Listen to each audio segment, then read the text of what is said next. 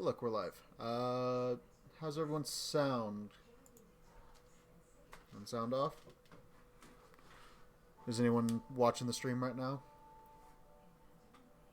Well, that's what I'm asking about, dorks. I want to see what the stream sounds like.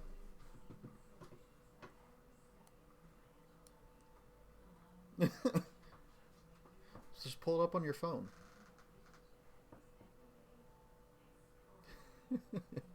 It's much quicker that way. Well, it depends on the person, too.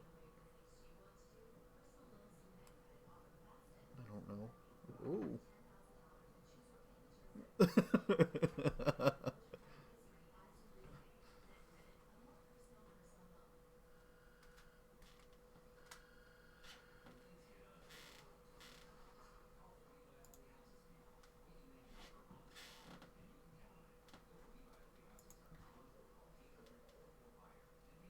Oh, yeah. As always, there's always ads.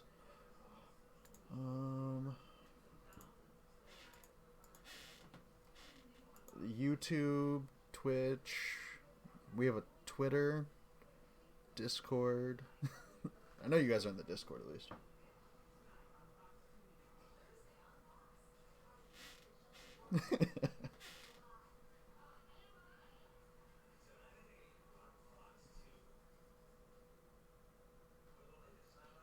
Dude, we used to get Trojan ads every time you'd go into the stream, and I'm like, what the fuck?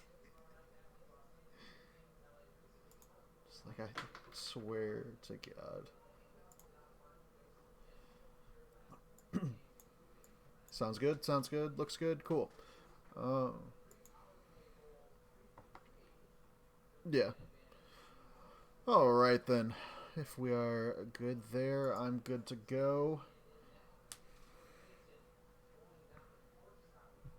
Oh yeah, there's usually a little bit of a delay between the two. I just usually turn the stream down super low to where you can barely hear it, because streams that are actually muted don't count towards views. It's a weird thing. Yeah. If you mute the stream and just keep it going, it doesn't add to views. But we're back. We're live.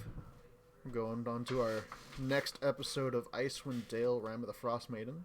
My name is Nazarashi1993, otherwise known as Zach. I will be the DM for this group. And I was gonna pull up the question real quick for our roleplay just to start off the character creation. Make sure we got everything going good. So, question number 2 for the group. Who in the party would your character trust the most with their life? So, we'll go Castiel first. Who would Castiel trust the most out of the group so far? And of course, this is all out of character. You're not in character talking to anyone, so don't hold it against him, guys.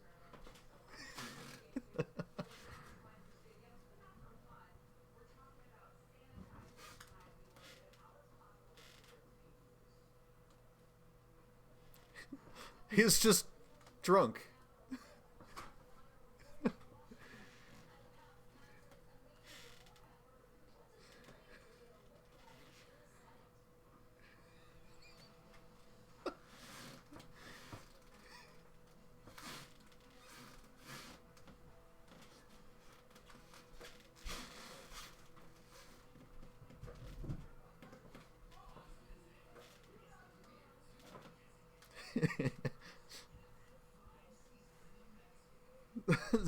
Zanzikoth? Zanzikoth, what you think, bud?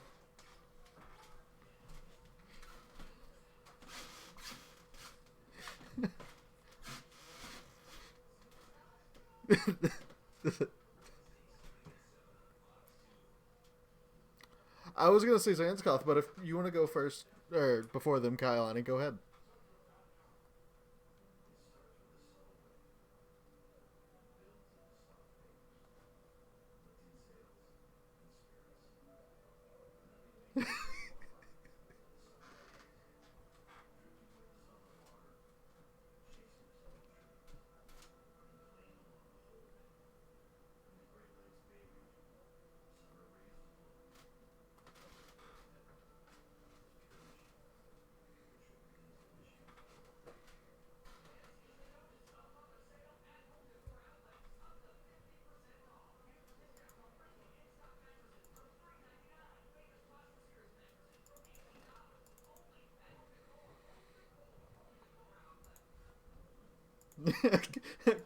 Craig gets the big anime eyes.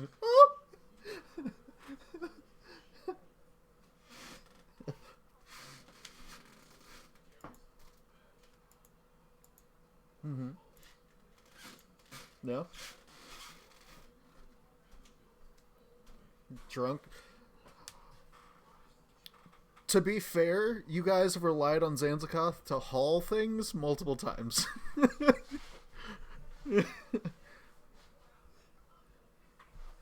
Yeah, currently letting you ride on his back.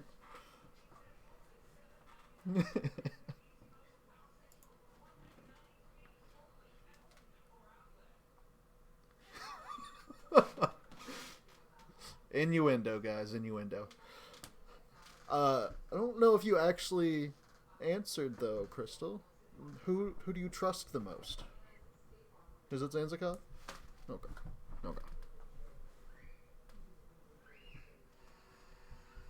Okay. Uh, well, Zanzicoth, you can't choose yourself. So we should have a different answer this time.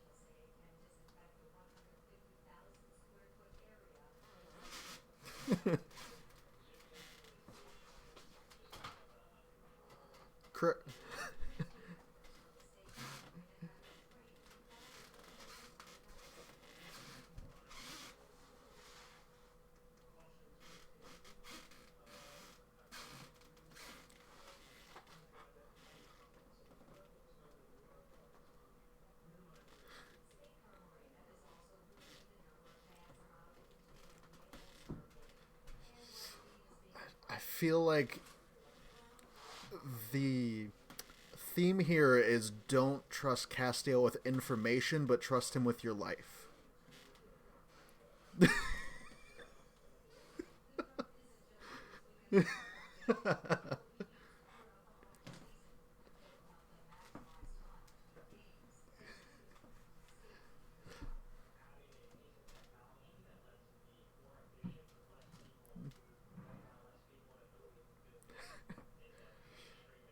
Cray, what you think, bud?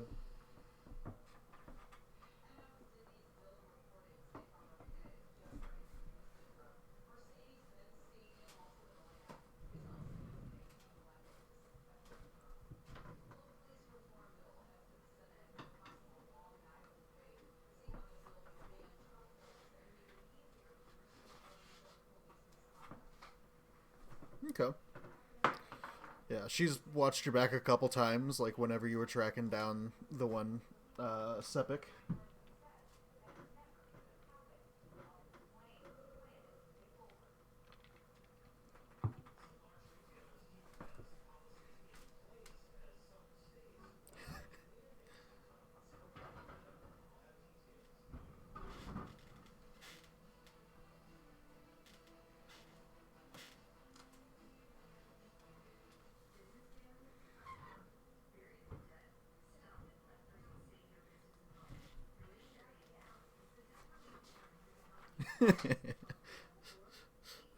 She's only in second place though because her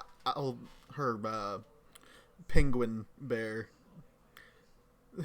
bit Urkel's finger off. Yeah. She's been good so far. What you thinking, Xanavor?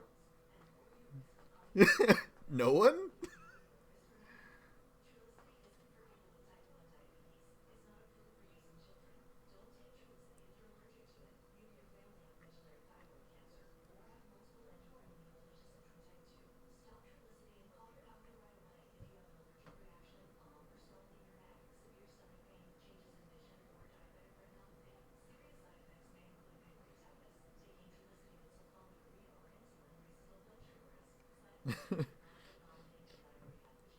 Yeah.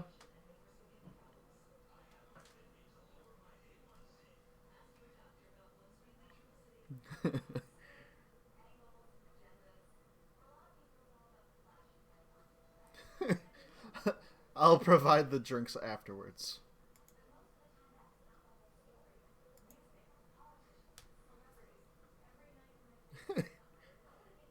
Oh, great. And seeing as Arwen is not here, I cannot say for certain, but I feel like it would lean towards more Kailani.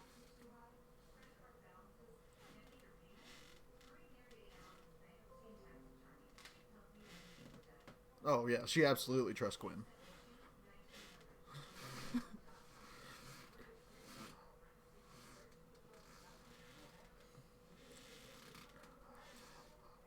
I like all of you equally. Eyebrow raise, eyebrow raise.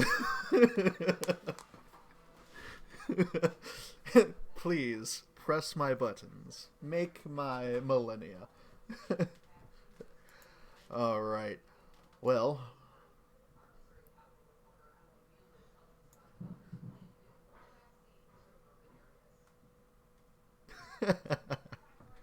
it's from all of us. I'm like, thanks, guys.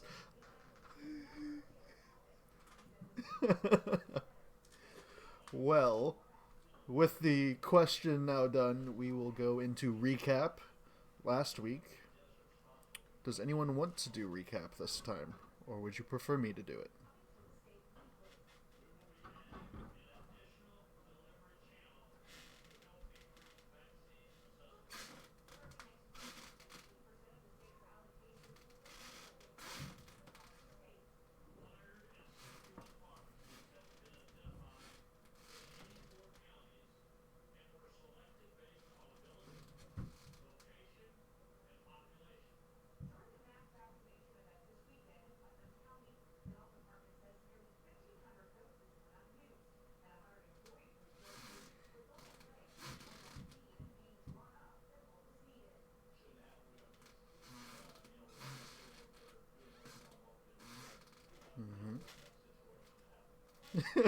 Oh, yeah. Mm-hmm.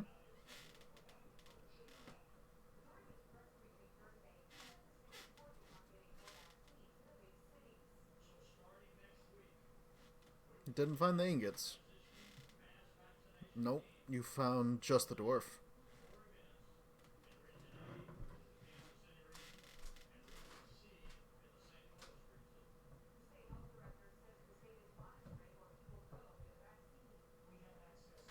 Mm-hmm.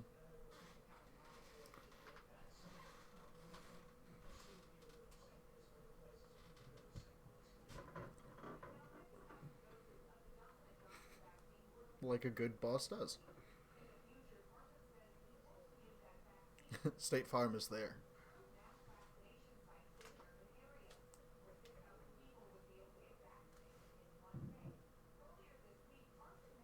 Mm-hmm.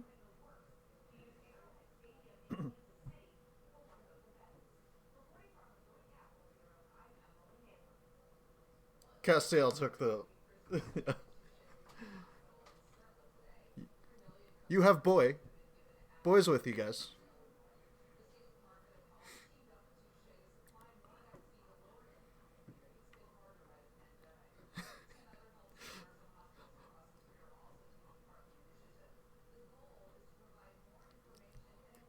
They were all workers. You just let them go.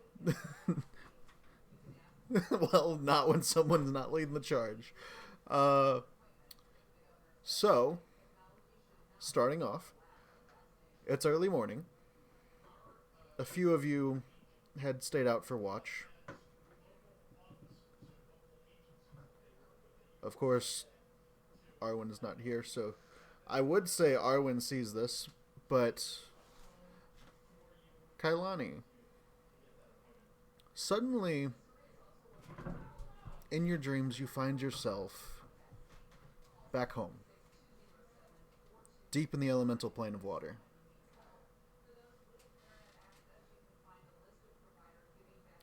looking around, seeing destruction that some Suhagan had caused.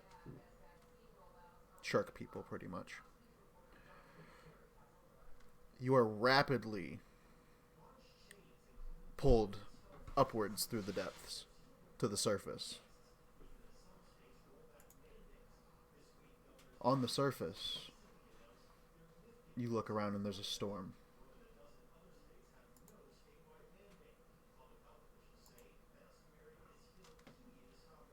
Should be able to hear the storm.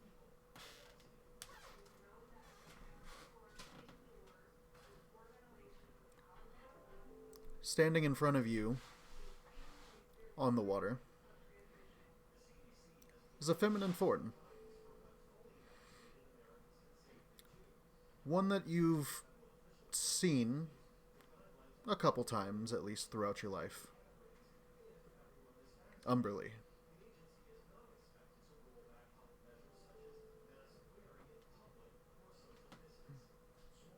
Well, now isn't this something? The littlest follower of mine, the minnow if you will, has made her way quite a bit from my domain. Surprised to see you've made it this far.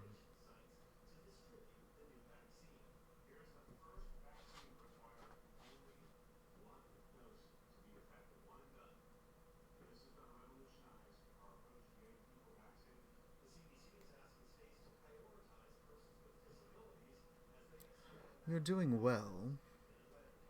You've at least kept most of your boats afloat that you were on. The last one, of course, was not my doing, sadly. Most of the people survived, at least for a couple days. I didn't know you had some barracuda in you.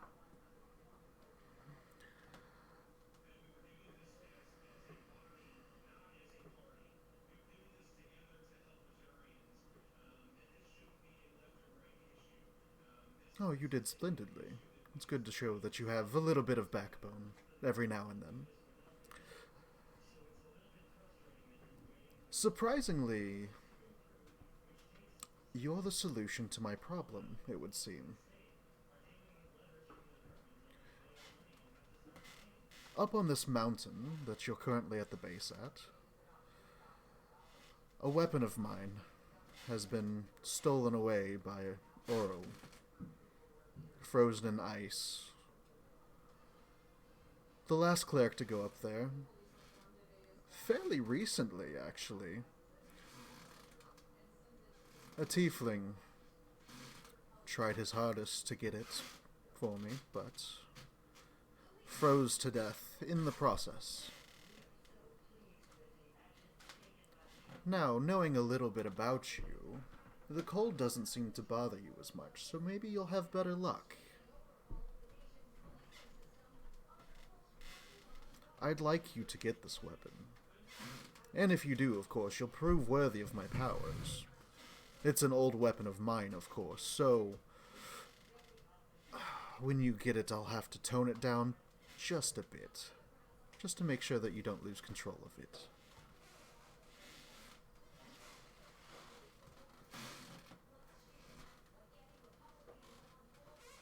Good.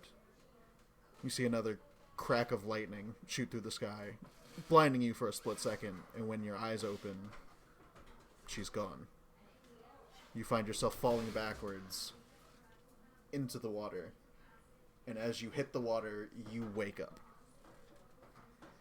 Arwen staring at you.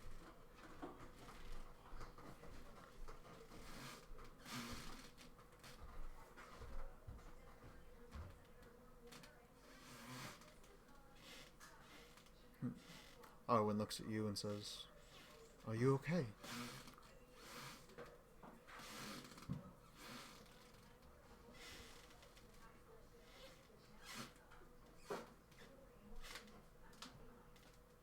Well, it was odd. You seem to be having some type of dream.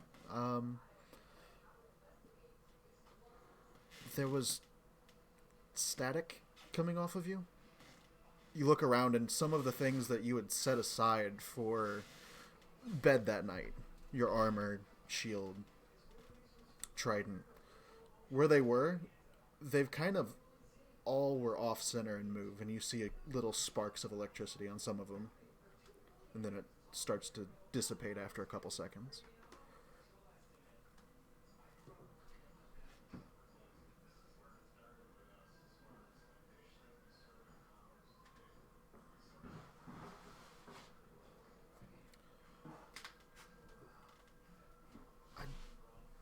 I think she did. I thought she brought it up.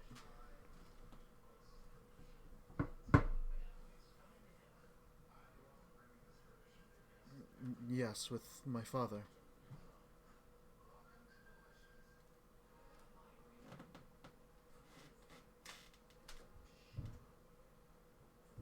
You saw family.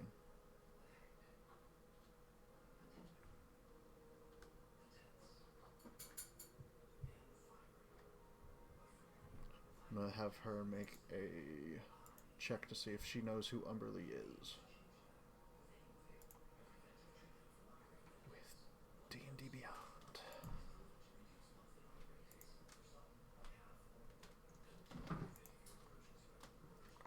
And this would be a religion check.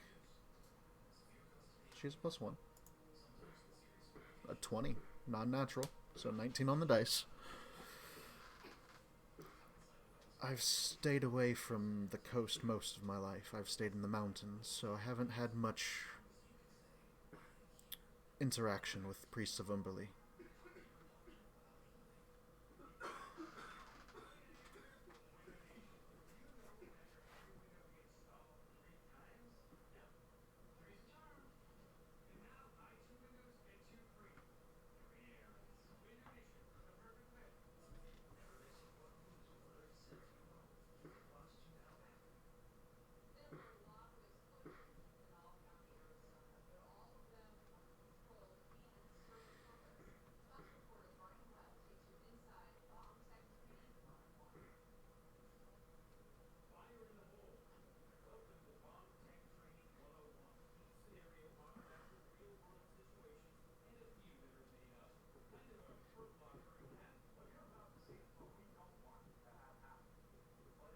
You are as well, if I can call you that.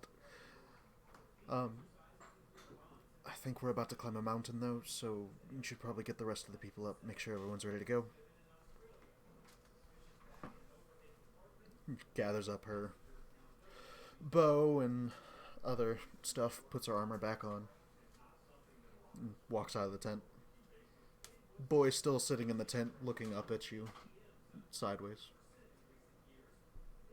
He kind of pants, wags his tail.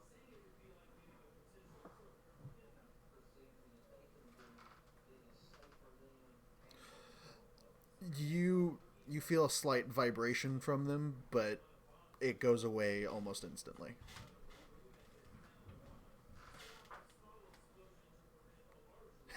Taser? Just turn it into a taser real quick.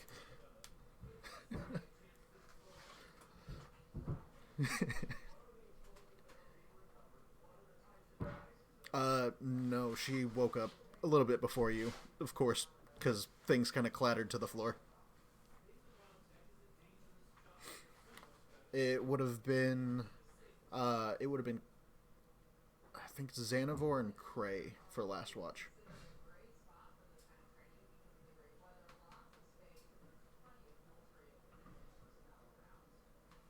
Okay.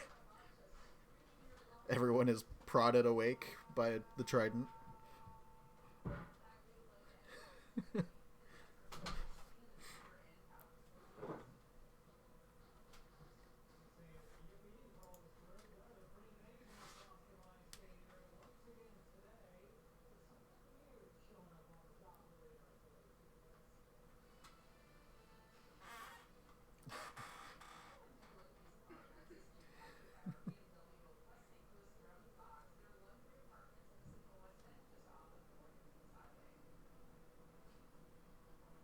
Mm-hmm.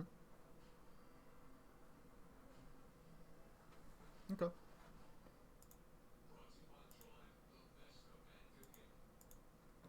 That is 4. 2, 3, 4. One boar. Alright. Or until killed.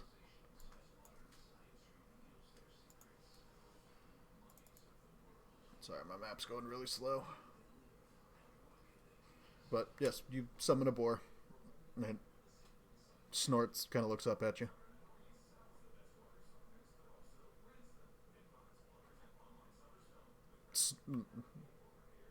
Snorts again.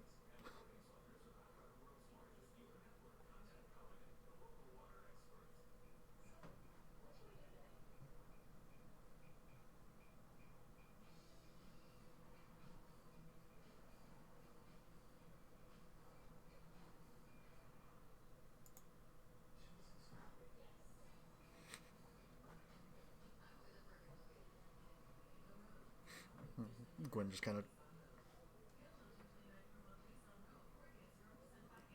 You hear a low growl from Gwen.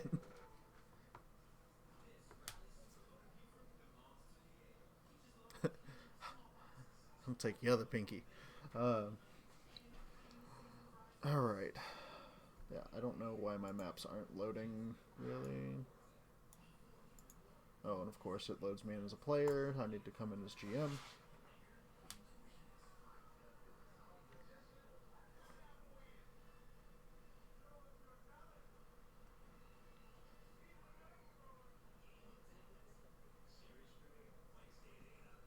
Yeah, you get the feeling that they left the dogs there because they knew they couldn't take the dogs up the mountain. At least in a sled. I don't know why that sound is playing. There we go.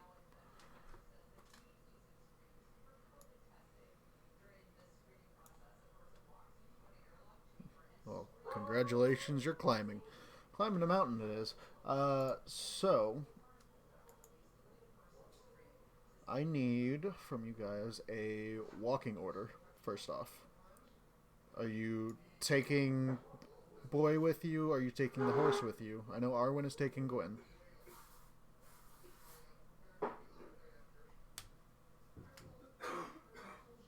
Arwen's favored terrain is... I don't know if she has it, because we did the new ones. Yeah.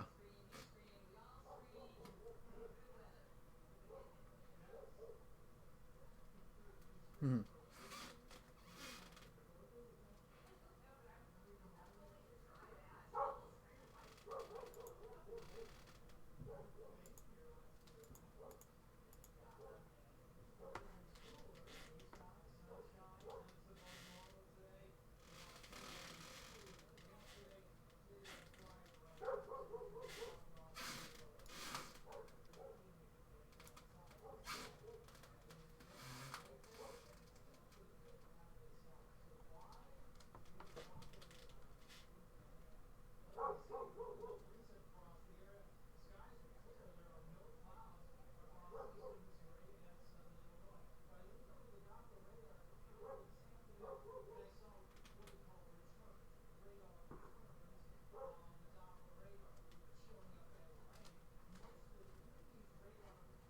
Uh, just move your tokens around.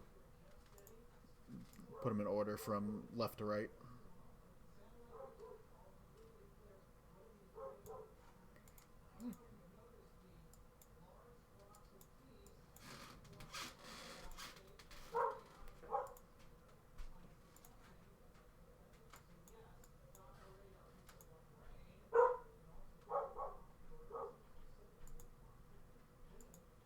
Hold on. I'm gonna check vision.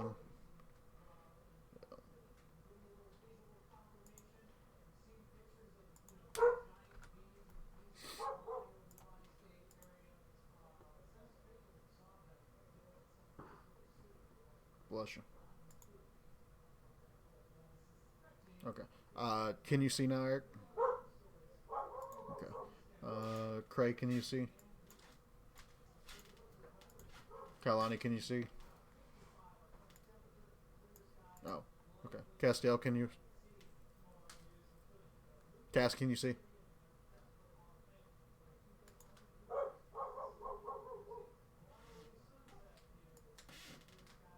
Okay.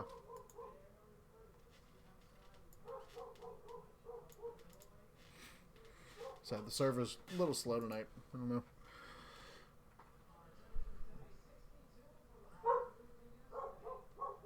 I like I said, I think it's the server for Roll20.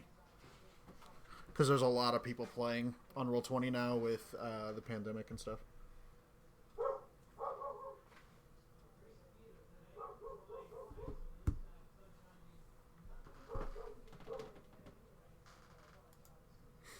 Yeah, that's fine.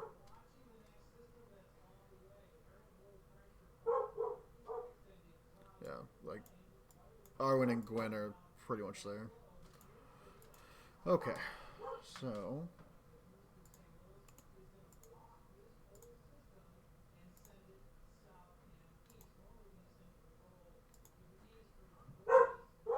Mount Climb. Nope. Alrighty.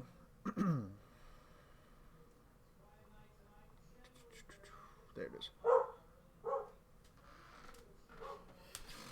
So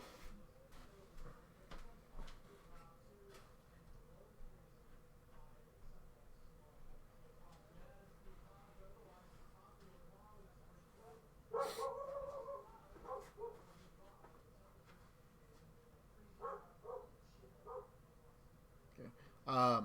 Yeah. So starting the ascent, the wind has obliterated the tracks made by the previous expedition, so it's a little hard, but you can discern the likeliest route that they took. Boy also is able to kind of lead a little bit. The howling winds, blowing snow, and slippery ice make the climb treacherous. Ahead you see 4 mountain goats perched on a large rock formation around which you must navigate.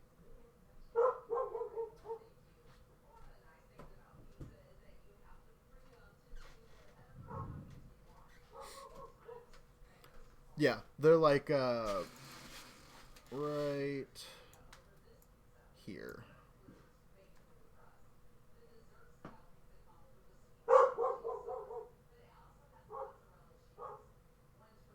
Guidance lasts for a minute.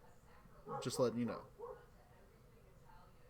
So unless you're walking like conga lining your way up the mountain, it might be a little difficult.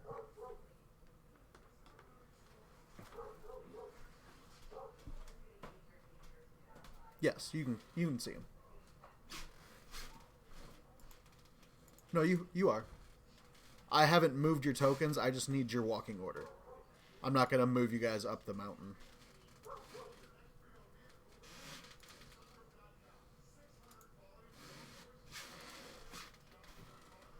Yeah, they're medium sized. They're about as big as Gwen.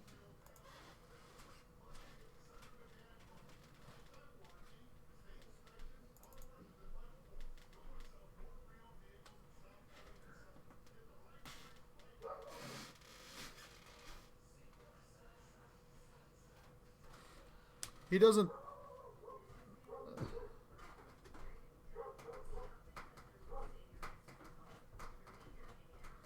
They just kind of bleat at you loudly as you kind of walk up next to him. Make an intimidation check.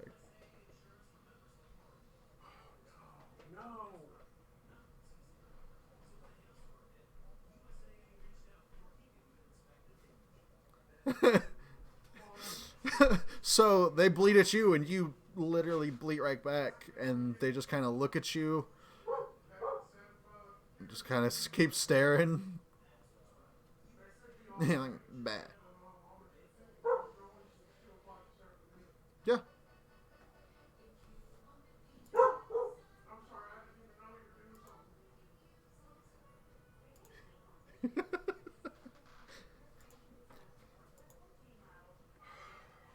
Uh,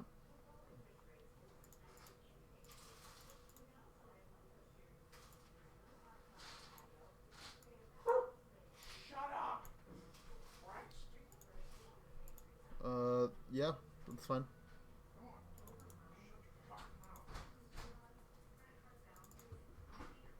Okay. I will have the boar make a charisma check to try to scare them.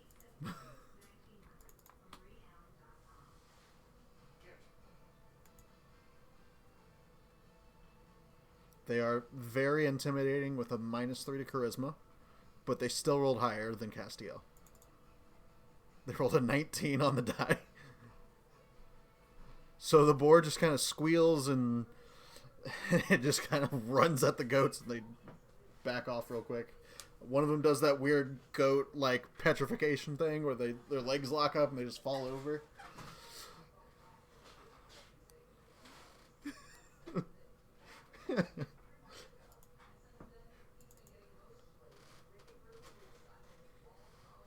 Alright.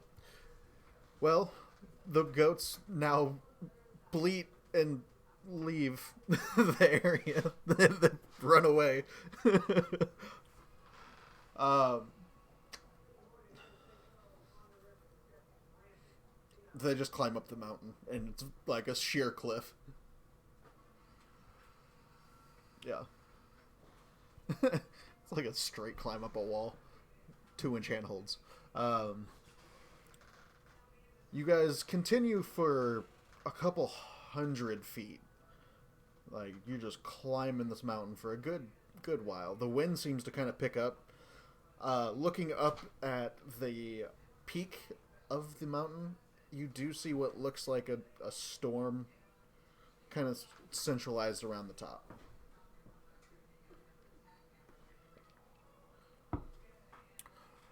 It looks like a thunderstorm almost. A circle on the top of the mountain. Mm-hmm.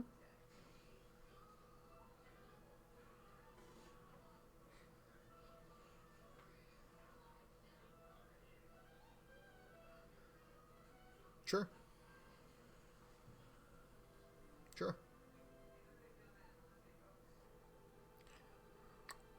You know that there's certain druid spells that can cause weather to appear in a cylinder. So that's probably your best guess. Yeah, like at the very top. No, you guys are way down, but you can kind of see it now as you've gotten farther up the mountain.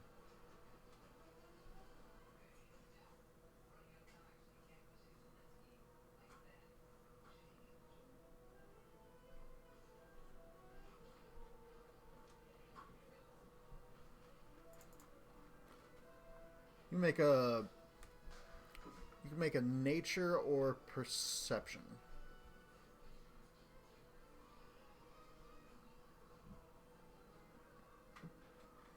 Depending on what you guys are wanting to know, you can either make a perception check or you can make a nature check instead to ascertain what the storm is or what it's doing.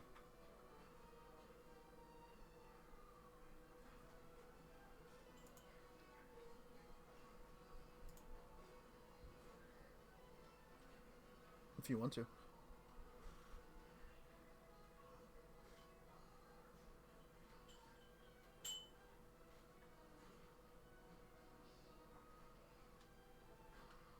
Okay. So Arwen looks up and she kind of looks over to you, Kailani, and points out, do storms usually have lightning like that? Kailani, with your perception check, looking at the storm, it's a weird circle like the cloud-wise, but all the lightning seems to be going inward to the top of the peak almost.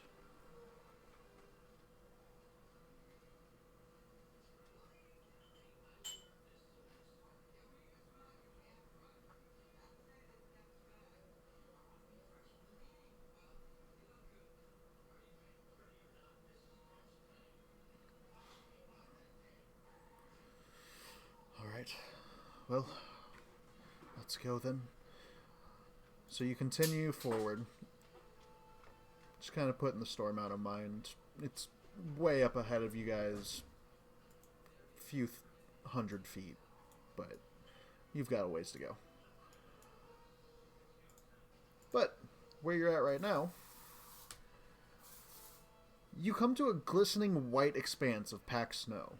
As you get about halfway across it, you hear a loud crack from higher up the mountain, followed by a rumbling noise as the ground starts to shake. It's an avalanche.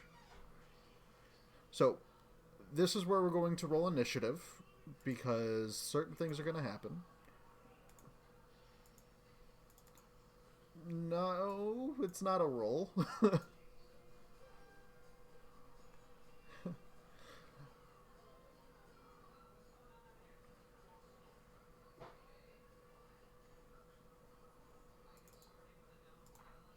You should have had no.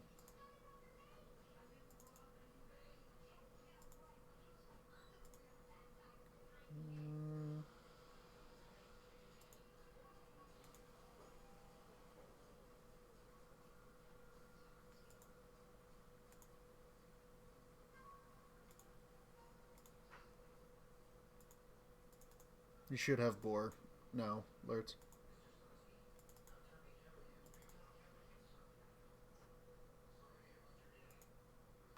GM.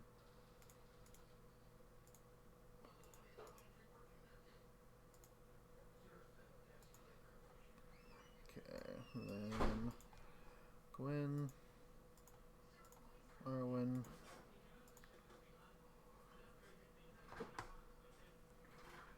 Gwen rolled a natural 1. Ew. Alright.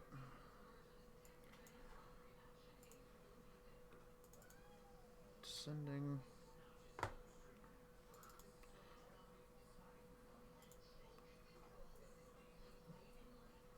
That's what causes... yeah, that's what caused the avalanche. The dog's barking. Alright.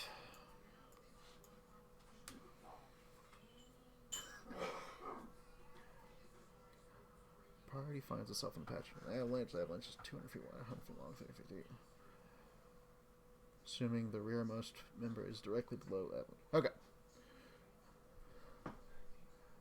So, Zanzakath, you could estimate that you are at the middle of the avalanche.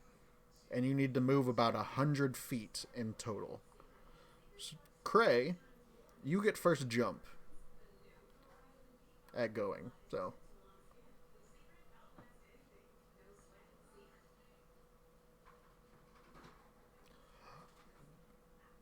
just tell me what you're doing. Not yet. It's about 500 feet probably above you guys and falling fast.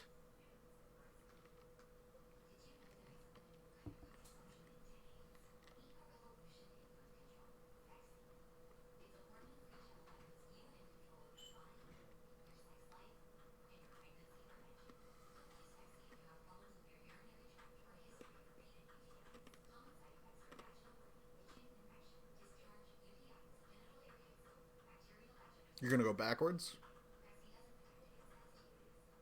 It's coming down the mountain. You're in the middle of it.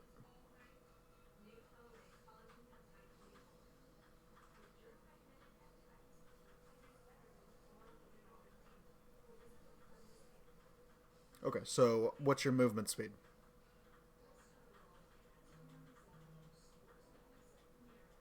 Okay. And you can also bonus action dash, I believe, right?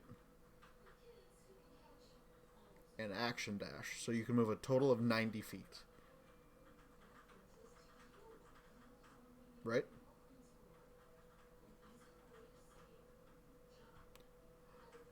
Xanavor is twice as big as you. So, like a quarter, maybe? You can move 30 feet.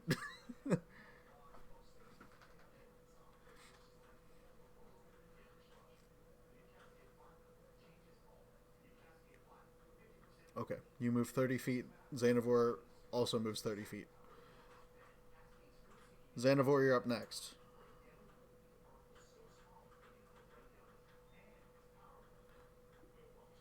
You can move... You would move at half speed, so you would be able to move 15 feet.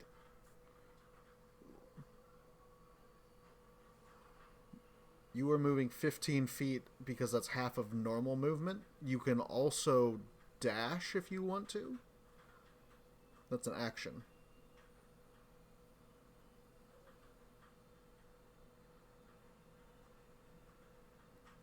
You could technically double your movement right now to 30 feet more. Is what's going on if you're bringing Cray. Okay, so you are now 60 feet from where you were. Arwen is going to move following both of you. She catches up with you, 30 feet each. Let's see if she can do anything else, though. No. She calls for Gwen to follow. The boar.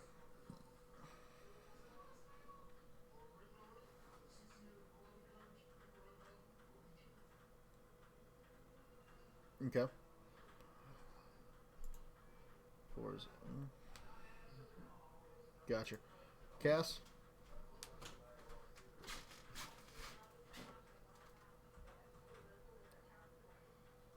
It looks like the mountain, how you can see right here. It's a straight shot down.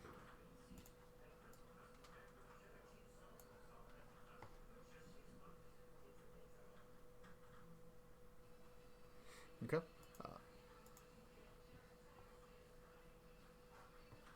Action dash. All right. So most you at 16 or 60 feet. The avalanche now moves. Make sure I got this right. It moves 300 feet close to you. It was at 500 feet at initiative 10.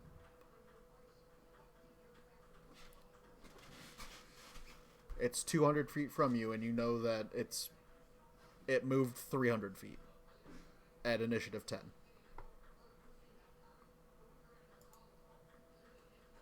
Yep. I'm guessing you're moving.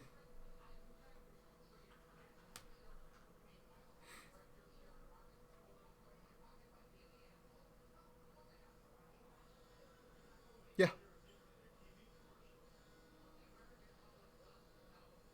Yes.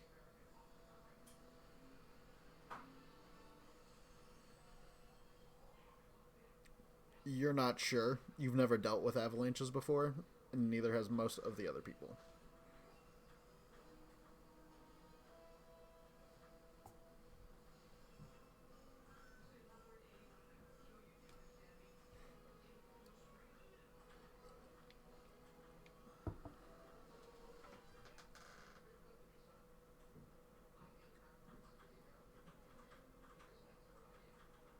Mm-hmm.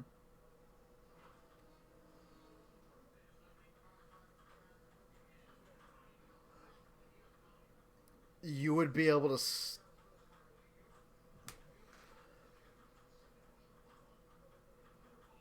It's not much a wall. It's more of a tunnel. So you could maybe block it for a couple seconds from hitting you in total. Like if you're trying to shoot it straight up at the avalanche. But it wouldn't block more than a 5-foot line or 10-foot line, whatever the range is. But you just watched as everyone dashed off.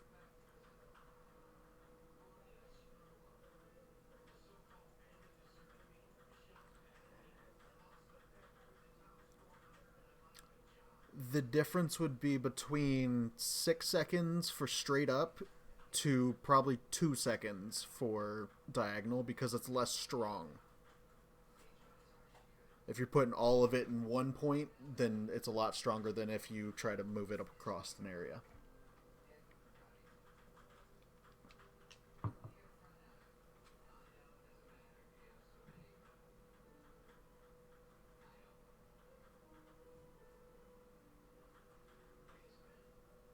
Okay. So it's 60 feet. Gotcha. Zanzikoth? Okay. So the centaur that was at the back of the group is suddenly passing everyone.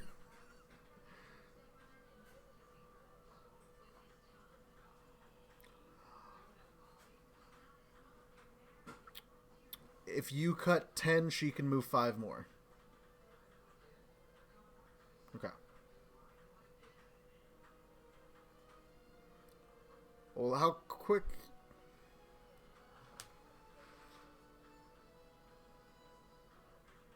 If I was about to say, there's a check for that one. This is more, you grabbed his tail as he was going by, and he pulled you.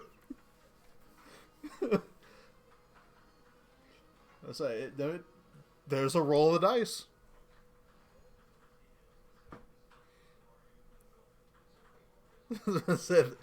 There's plenty of rolls coming, guys. Plenty of rolls.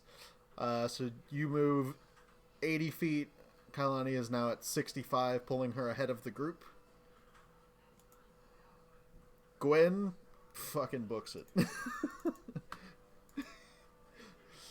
Gwen moves 60 feet.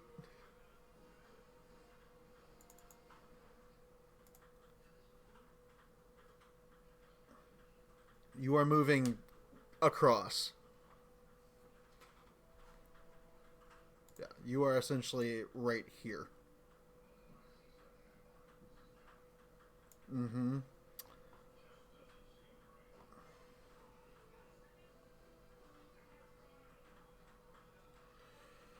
Yeah, which it now is going to hit you at initiative count 0. The avalanche travels another 300 feet. Any creature that is still within the avalanche needs to make a strength saving throw, which is everyone.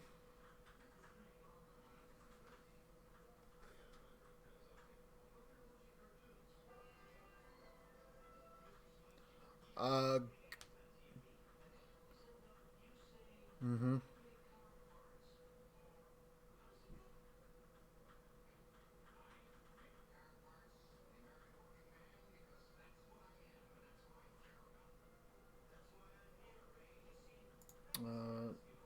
She needs to make a strength save. Arwen. Sure. The boar is gone. Well, I mean, not technically, because that's not how this works. I'll get to the actual way this is going to happen as I'm reading everyone's saves. It's under Nozarashi, because I'm rolling for it. If you read underneath the strength save. Yeah. Yeah. Yeah, so you chronal shifted hers for a 21. So that means I need Gwen to make a strength save. Gwen is good too. Cool. So when it hits you, everyone that has rolled over a 15, which I believe is everyone but the boar and Kailani, everyone is going to take a d10 of damage.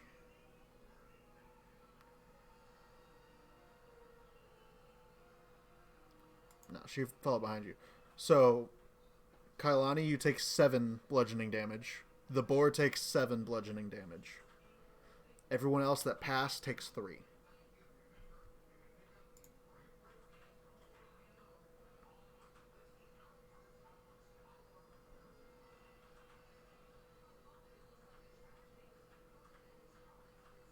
Oh.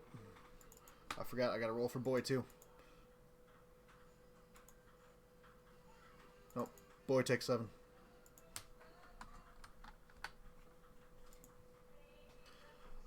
Boy takes 7. Gwen takes 7. Which...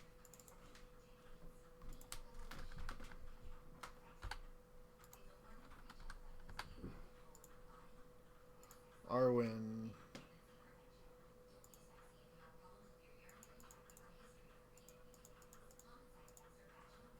takes 3 damage. Okay.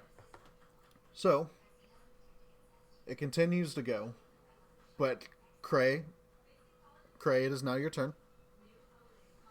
The snow is plummeting against you, so you can still move, but it's at half movement.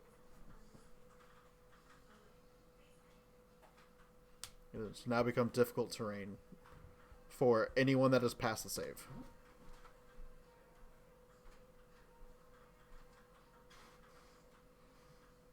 Okay. So you move by yourself or with Xandavor? Because you are at half movement already.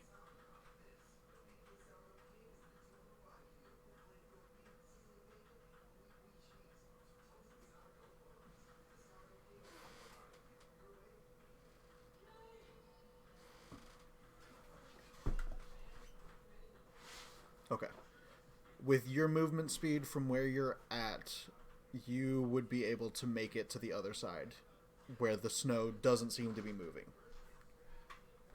So you are now out of the avalanche. I will take you off the initiative order for now. Xanavor.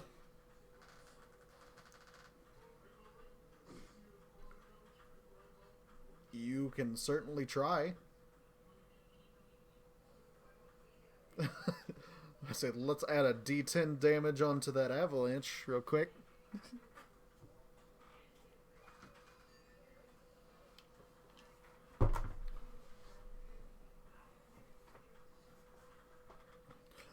You're also getting buffeted by the avalanche at the moment too. So you need to move. You need to move at half speed at the moment, so you can move a total of 30 because 15-15 if you dashed. Okay. You move 30 last time, 60 this time. You are close, but you are still in there. Arwen moved 60. She passed the save, so she can move it half for 30. She's at 90. Arwen makes it out from her position. The boar failed. So, it is still alive, but I need him to make a strength save. That's still a fail. So that's another D10 of damage to him for a max of 10.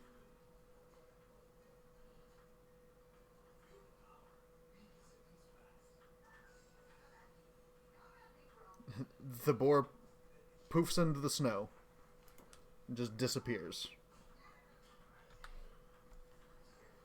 Boar's gone. They kicked a rock at the top of the mountain. Alright. Castiel.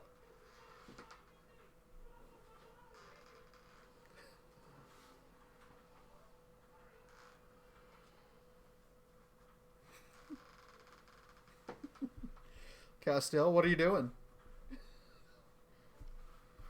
Okay. So you are able to make your way out from 60 feet. Kailani, you failed to save. So I need you to make another saving throw. Kailani. Okay. You are now taking another D10 of damage. I rolled max again for 10.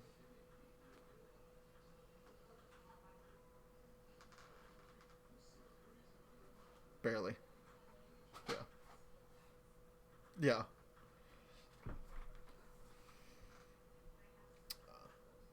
Okay. You actually do not. That save was your turn. You are now. It's a full turn. You are considered buried under the avalanche at the moment.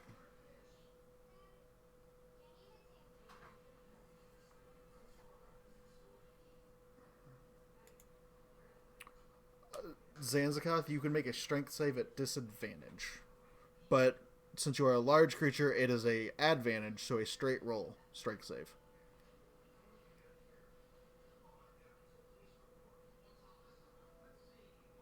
A straight roll of 18. Kailani, your head is pulled above the snow. You are able to breathe. That is your action to do it.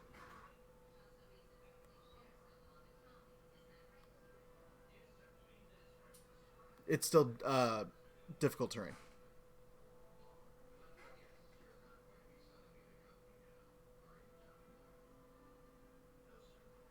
Okay. And you moved 80 last time? So you actually get to the other side as well. You get her to the edge of it, yes. Gwen made the save. Gwen continues running. Boy failed the save. So he needs to make another save. That's a 13. Okay. You don't know. You don't see him. He's in the snow somewhere. Xanavor.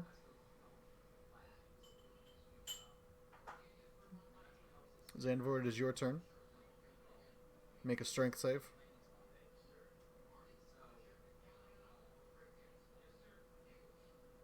Okay.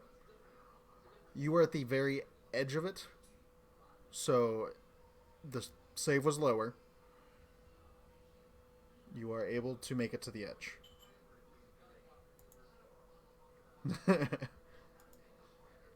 I believe everyone is now over there. You still do not see Boy under the avalanche, but it has stopped now. You can make a perception check to see if you see anything. And I know Arwen would too. Arwen rolled 14.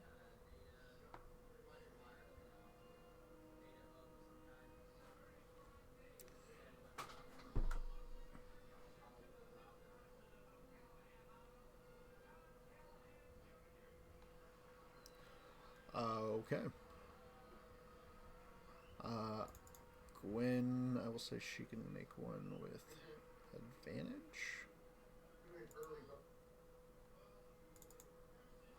Gwen has advantage because she is using scent.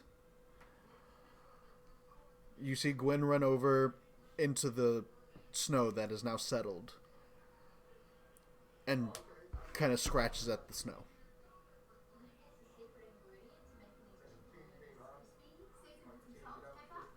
Okay. I just need whoever's digging, let me know. Because whoever's strongest is going to make an athletics check.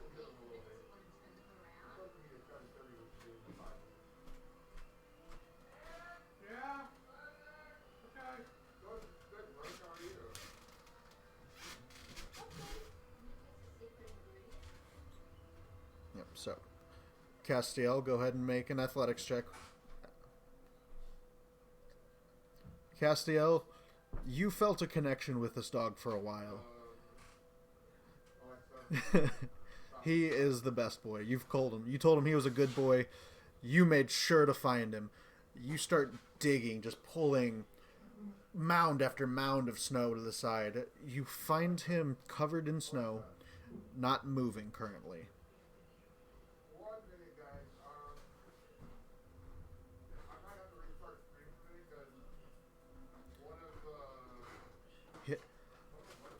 You can make a medicine check real quick.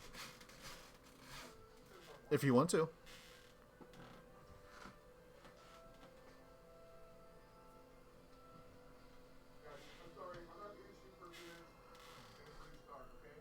You don't know much about dogs, but he's kind of breathing, it looks like. Just barely, though. It is super shallow. Okay.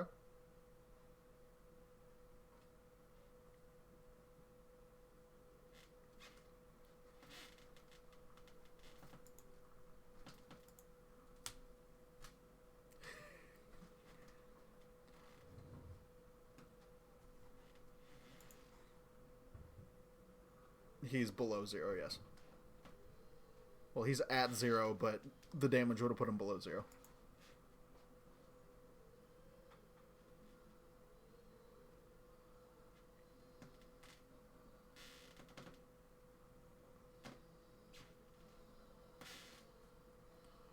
I mean, all of you took a little bit of a buffeting, but it looks like mostly you and the dog.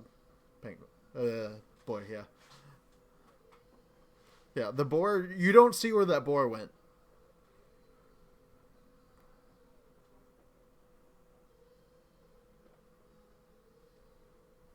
Yeah, you not at this level.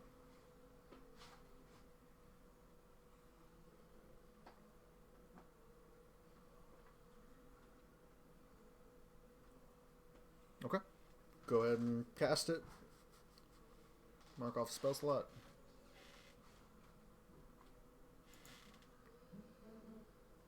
Okay.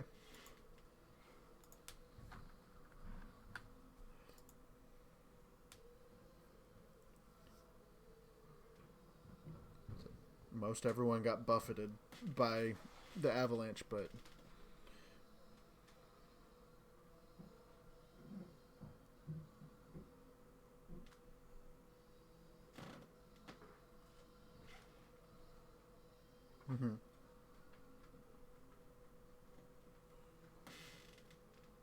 you doing cure wounds or lay on hands? Cure wounds. Okay, just making sure.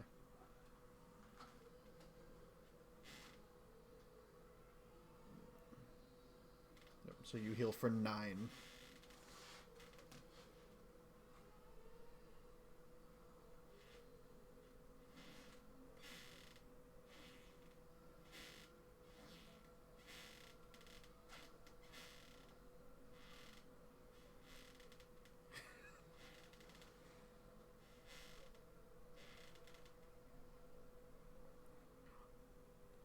He snuck a look at everyone's spell list and picked spells that other people have used.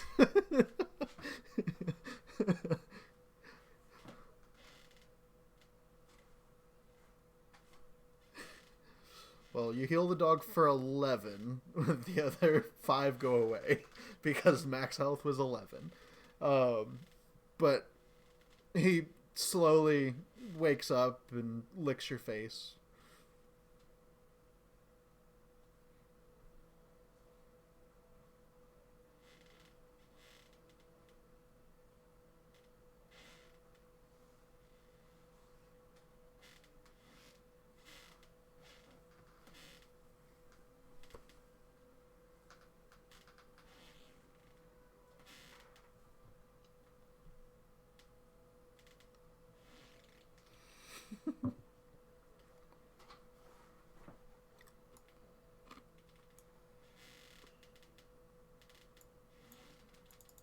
Quid pro bro.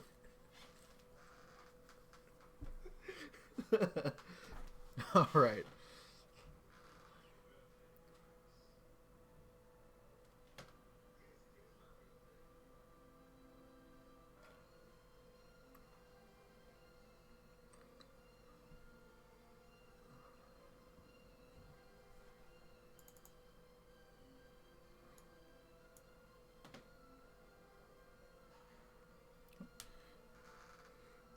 You climb for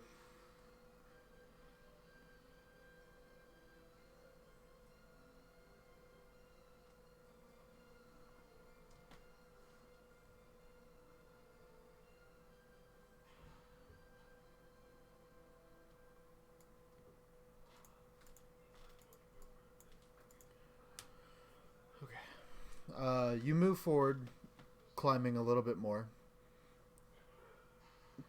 Probably about another 100 feet. As you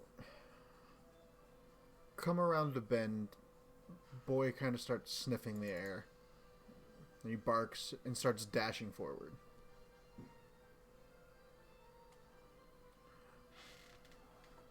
Okay.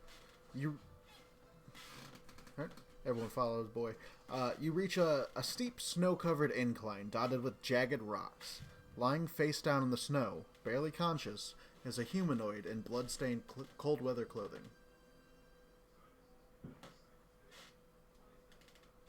Mm-hmm. Okay. Um,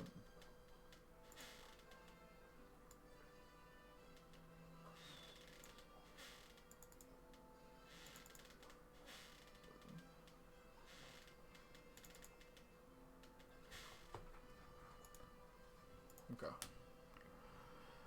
Um, you run up, cast Cure Wounds on him. He seems to still be breathing, and you do notice that he's got like a serious wound on him. But going over him, you seem to close up what you can.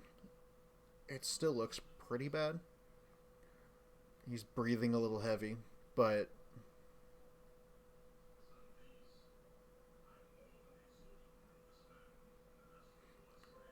uh oh yes. Yes, there's plenty of pictures in the house. It's similar. He looks rugged and ragged and fucking he looks bad. It looks like someone beat his shit in.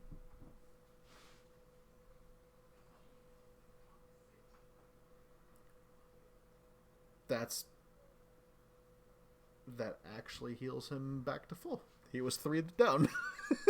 He was 3 down. Uh,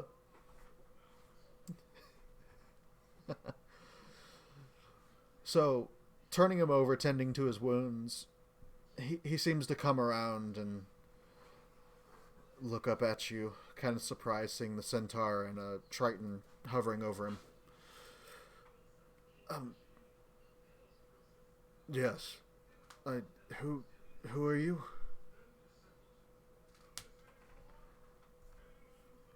Good to see you. Boy runs up like while he's talking and just starts licking his face like he hasn't seen him in a couple days and was really worried.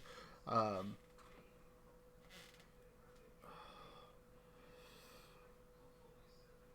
I bet he was worried.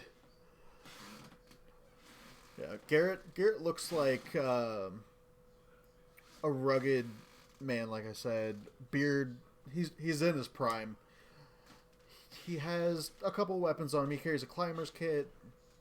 Most of his other equipment, you would guess, looks to be lost. But yeah, he pets the dog and he's like, "Man, am I glad to see you? I bet." Like I said, Keegan was probably worried.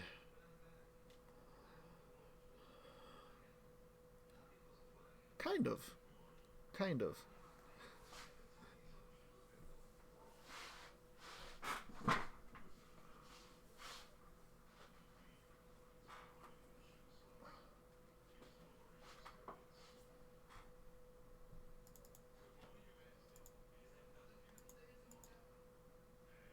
He looks at you really confused.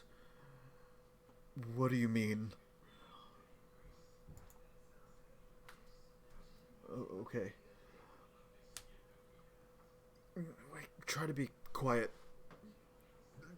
Please. There's Yetis around here. They attacked us.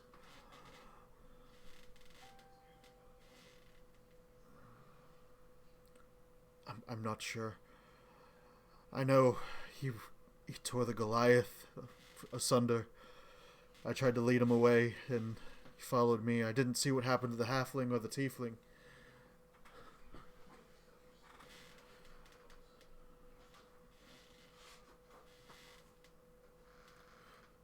I mean, I didn't provoke them exactly. I came down the mountain.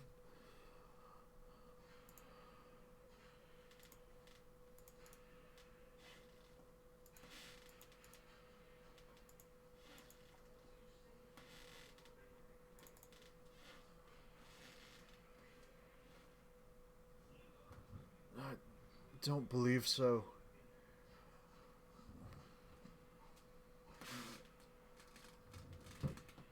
Yeah, cast nature. I mean, I guess I could probably lead you up the mountain a little more. He gets up and he gets up and starts trying to climb on your back, and as he's reaching over to climb, he goes, "What is that? What is that?" Looking behind you, you all see two large white cats that seem to be tracking a trail of blood down the mountain. And we're gonna have to roll some initiative. It's coming from up the mountain towards you guys. Yes. Where he was, yeah. You guys were looking back towards the base.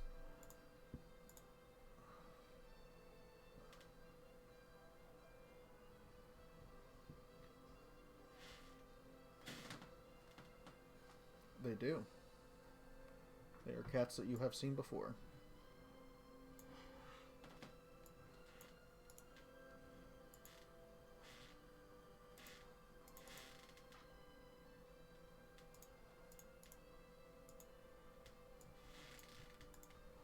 Okay.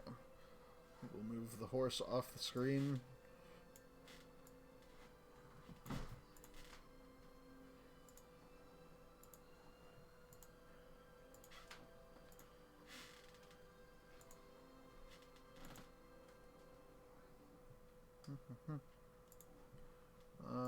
Oh, and then them.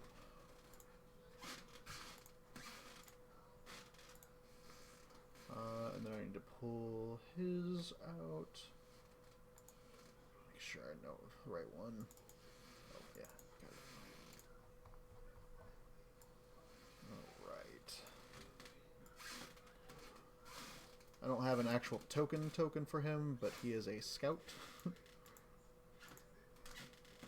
That is, Keegan. Or not Keegan, but Garrett.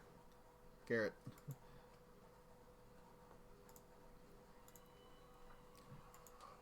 Like I said, I don't have the actual token for him, but Cray, once again, quick to jump at any form of danger. What do you do as these cats seem to be coming in, tracking something? Probably about 40 feet.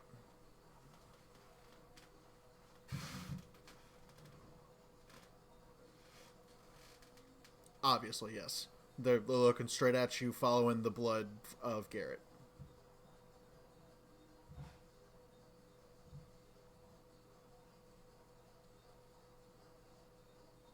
Okay.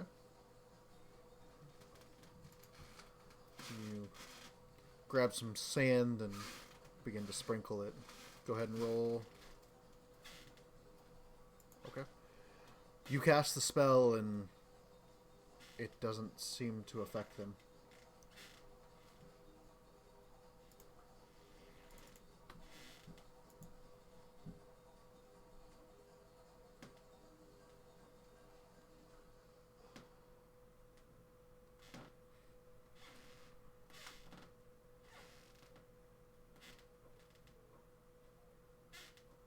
You jump into the snow. Yes. Yes.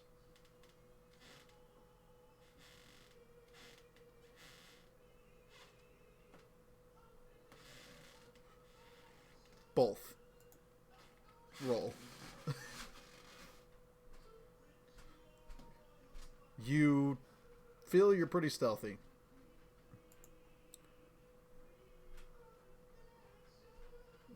About his head. He looks like an ostrich.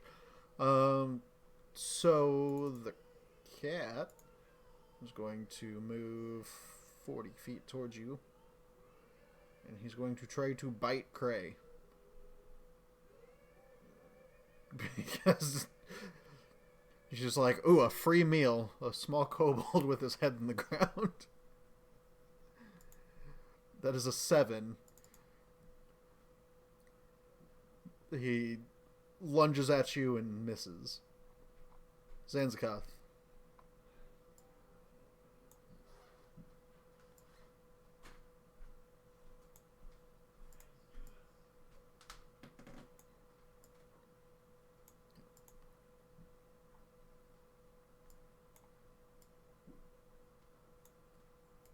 moving stuff around. 11 does miss, yes.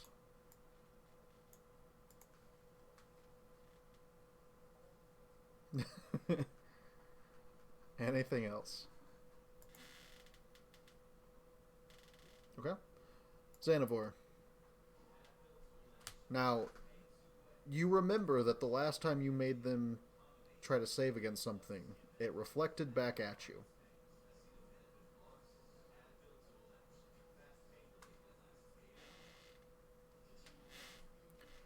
It didn't seem that the sleep spell that came from Cray reflected. So it's not all spells.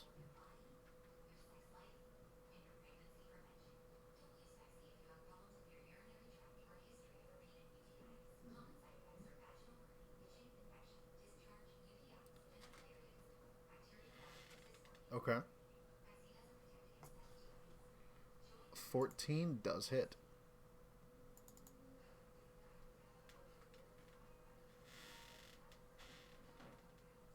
Okay.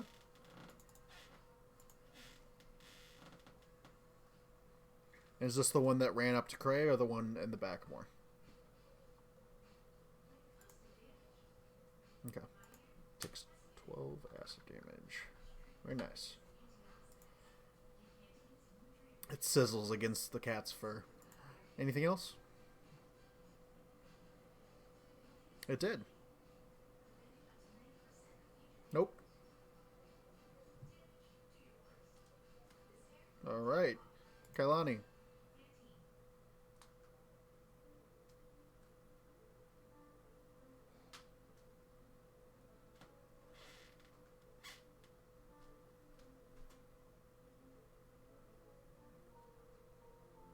Sure.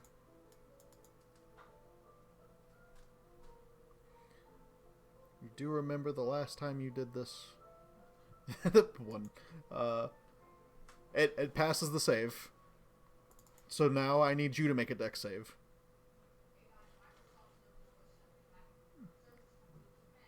It's only 1 damage, but... it misses both of you.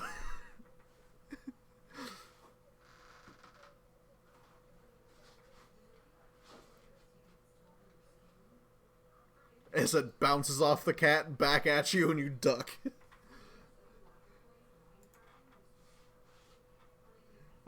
Right. This one's going to move 40 feet up and try to attack Zanzakoth.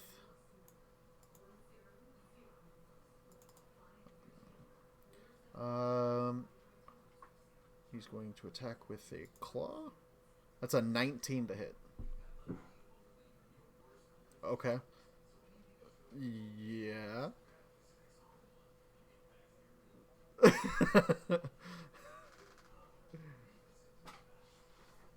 That's because it's GM layer. Because you technically wouldn't know, but it's on screen for everyone else. That's why I was like, you can. So you take with 19. Oh, wrong one. This screen. 7 slashing damage, Zanzakoth. I need you to make a strength save.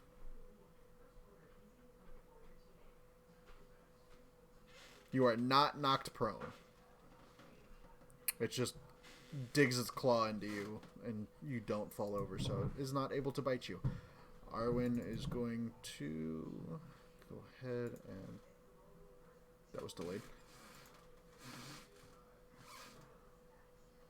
Where's Arwen at? She's back there. Cool. Yep, she's going to pull out the longbow, and as she pulls back on the string, an arrow appears.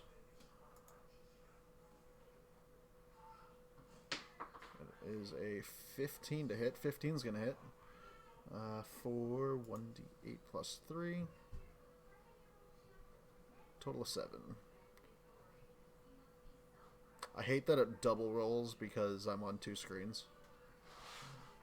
Okay.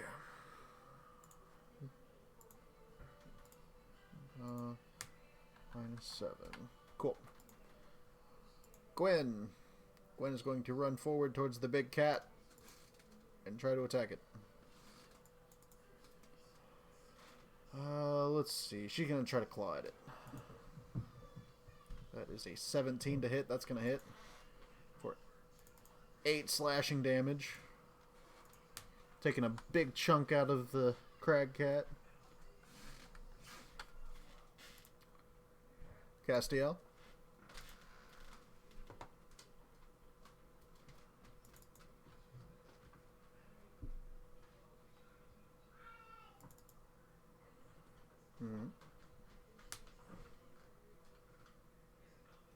Yeah, he seems very hurt. Most of the white fur is now covered in blood.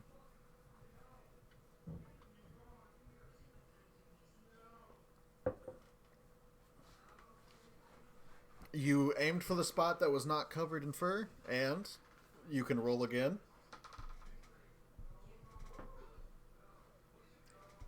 Chronal shift. So go ahead and roll again. 13.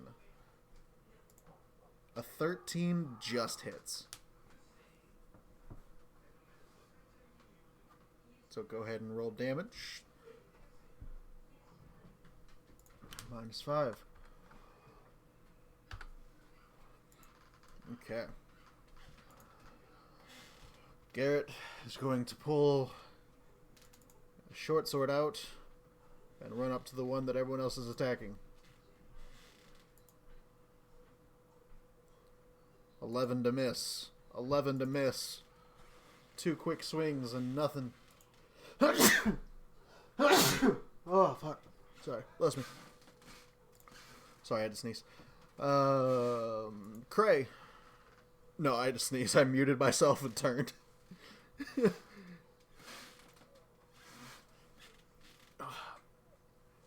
was a hard sneeze. It cracked my back. Cray, you are up.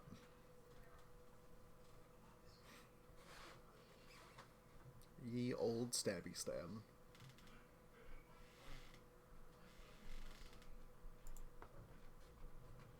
Yep, those'll hit. You should turn off the auto roll damage feature. Just because if you're rolling with advantage all the time like that, then it's gonna cause issues.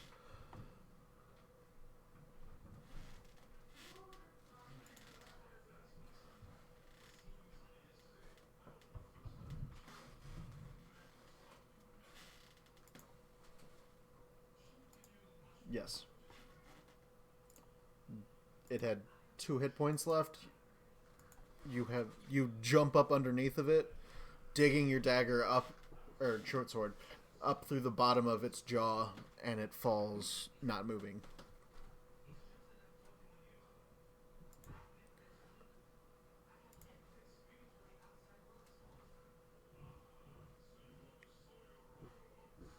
Okay. Zanzakath. There's one that currently is trying to eat you. Okay.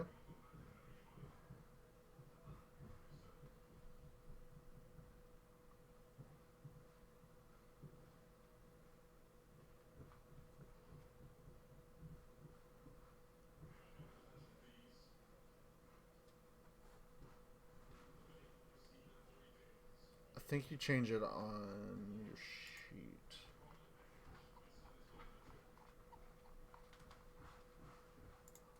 I'll have to look on D&D Beyond to do it. That's going to hit.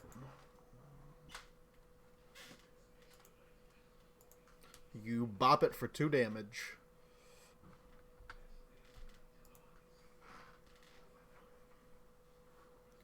Okay, so yeah, it runs up, scratches you, and you pull out this mace and just bop it on the nose, and it yowls and backs up a little bit. Xanavor?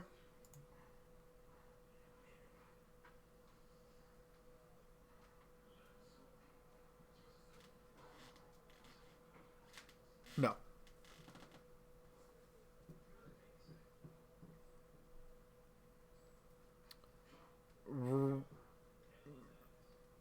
No, not exactly, but I'm going to bring this to your attention. You just left an avalanche.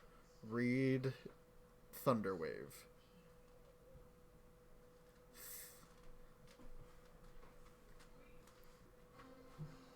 Like the spell description gives you like 300 feet of thunder sound.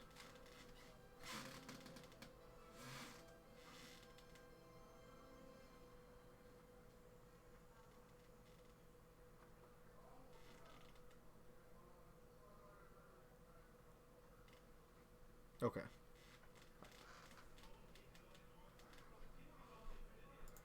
Okay. It doesn't look very bright. It rolled a 7. Oh, wait, what did you say it was? Okay, yeah, it failed. It would have technically had advantage on the save. It rolled a 12 instead of a 13. So, it takes a... Okay.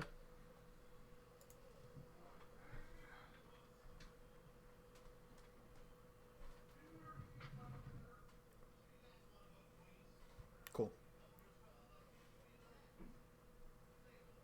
Alright.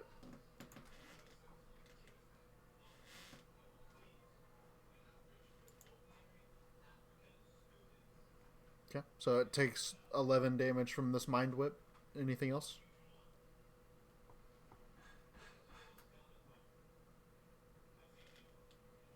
Eh, maybe. Kalani?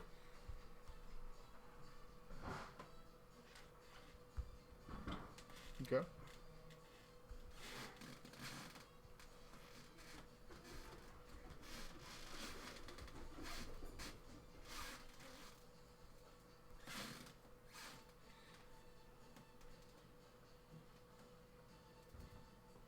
That's gonna hit.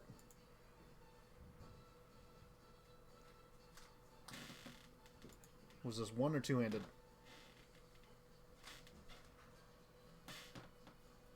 Okay. So I was about to say, I'm like, maybe you want to.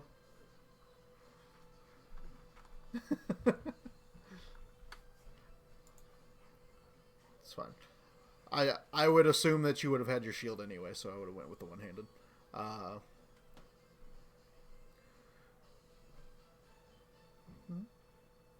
So anything else? Cool. Its turn. It is going to...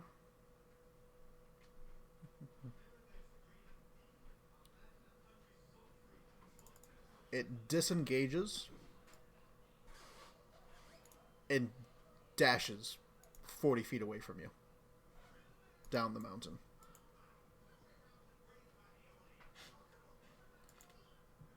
Arwen. I don't know if she would do this, so if she gets mad at me later, that's fine, but I'm gonna longbow shoot it. That's gonna hit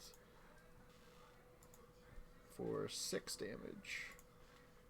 Still running away. Gwen cannot chase. Cassel, if you have anything ranged, it is currently 40 feet away from you.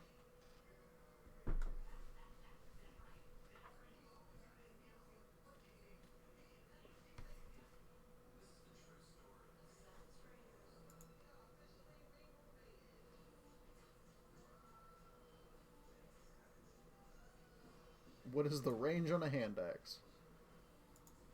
So it is disadvantage, but you can do so. You will also probably lose that hand axe because you're throwing down a mountain.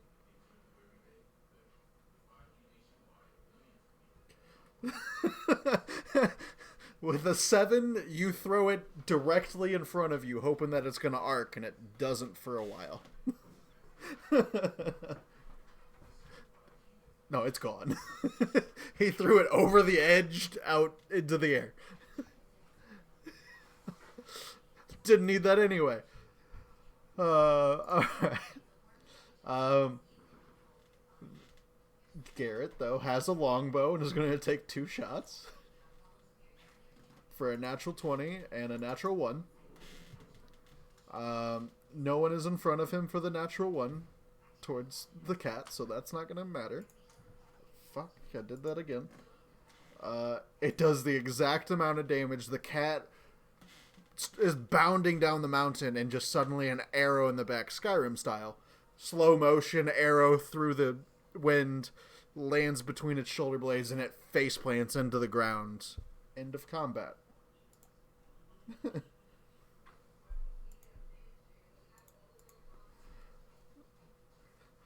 I mean, you could probably buy one pretty cheap. One of the other ones might have had one, but yeah. You wanted me to lead you back up the mountain. Is everyone okay?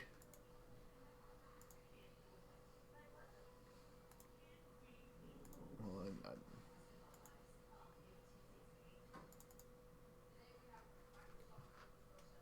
okay. What are you trying to harvest? Okay. Make a survival check. Arwen will assist. So you have advantage.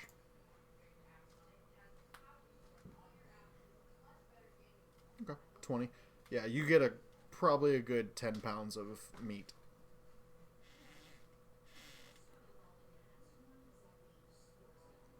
Luckily, it's easy to transport because meat freezes in this temperature.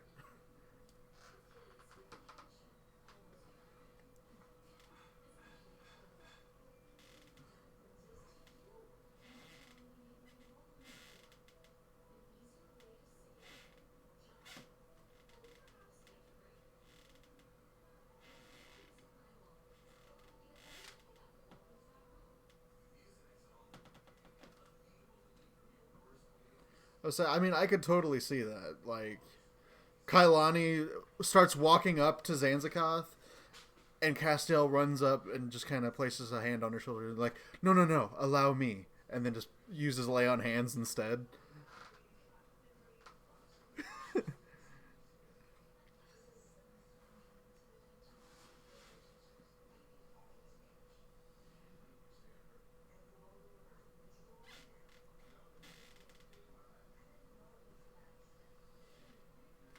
I mean, a lot of people are down a couple from the avalanche.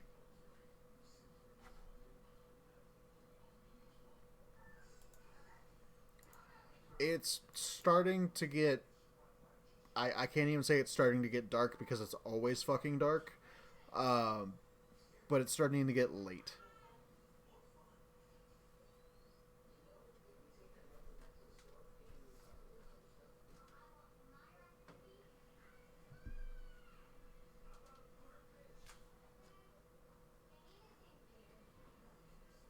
You started early morning, but you've been climbing a mountain. You're probably about halfway up.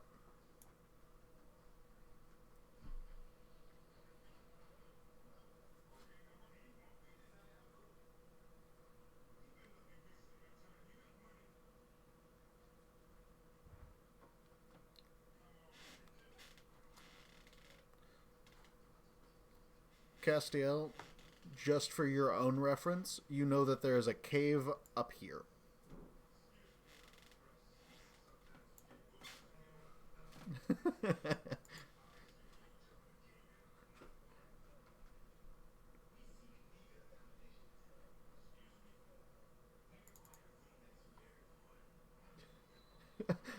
Every mountain has a cave somewhere.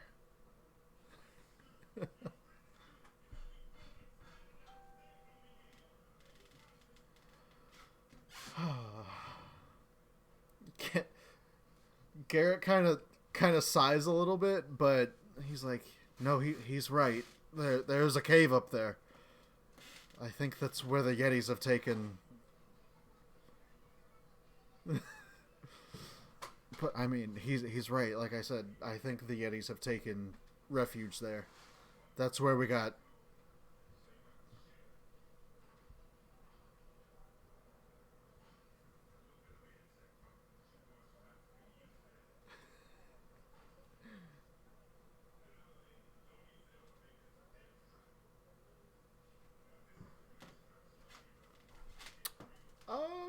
Do you know anything about Yetis? Let's see. Make a... We'll say... This would be nature.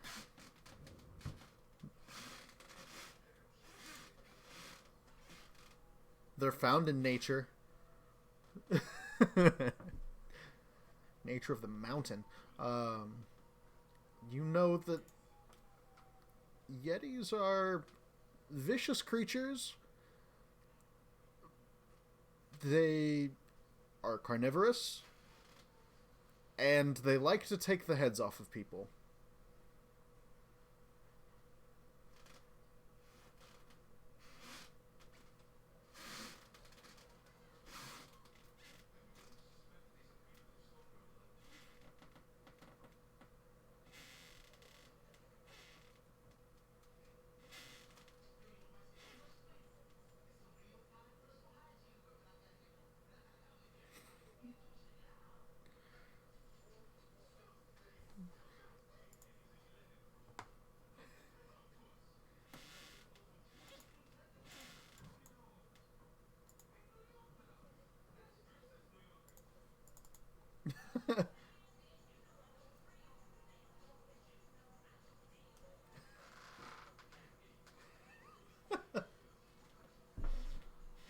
Alright.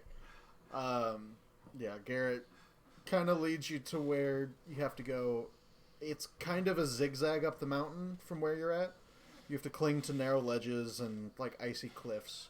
So, for everyone to pass the obstacles, I need everyone to make an athletics check.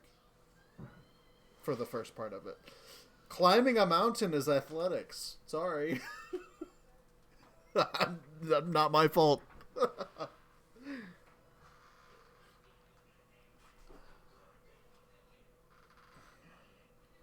You can.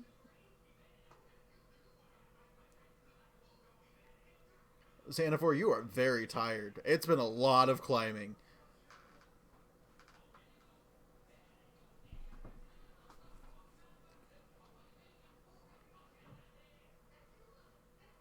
He just rolls a d4. 1. Okay. R1. Athletics. It's an 8. Okay. Or, whoa.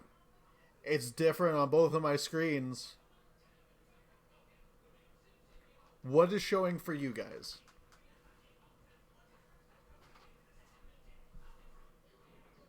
Okay. Because on my GM screen it says 4 and 11 and then 8 and 6 at the bottom. That's why I'm like, whoa, wait a minute. Yep, I'll take that. So, your first climb, your first part of the climb, you were all able to push past. I need you all to make another athletics check for the second part. You're holding on to Xander's cloth. Go, oh my god, Umberly, please carry me. Oh my god, oh my god.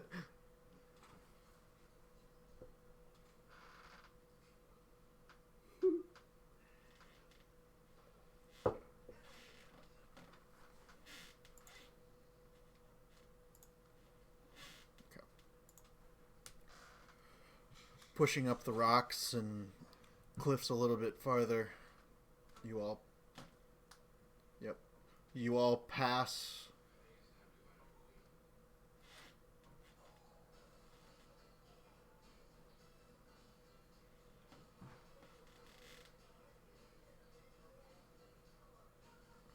You all pass this one. Getting towards the top, it's a little more difficult, but I need everyone to make one more athletics check.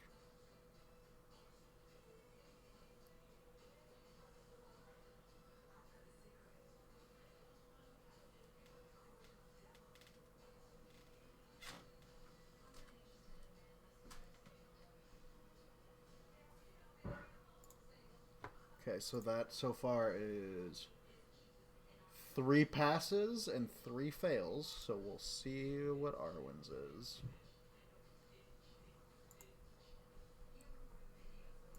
The 12 is a pass. You pass the group check. Barely. Yep. Passed the group check barely. Making it to the top. Up ahead of you, on your left, is a 15-foot high, 10-foot wide cave mouth. There's blood on the snow some distance from the cave entrance. As you approach, Garrett points to some of the blood and says, "That's where we were ambushed by a yeti. It was hidden in the snowdrift near the cave."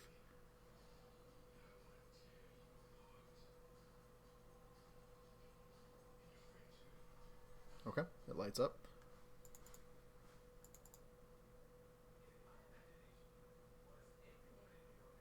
Okay.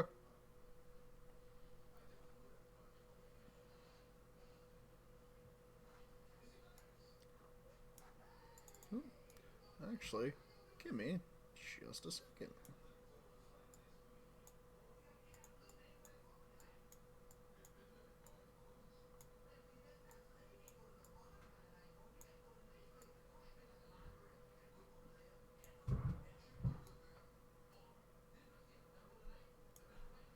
You are on the outside of the cave at the moment. This is the cave entrance.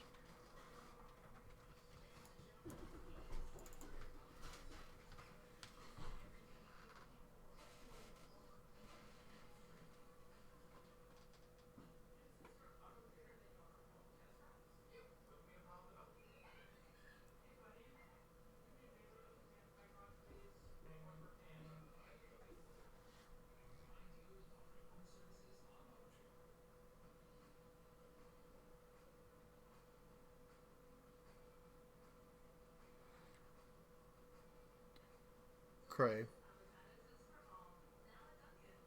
Cray, go ahead and stop right there.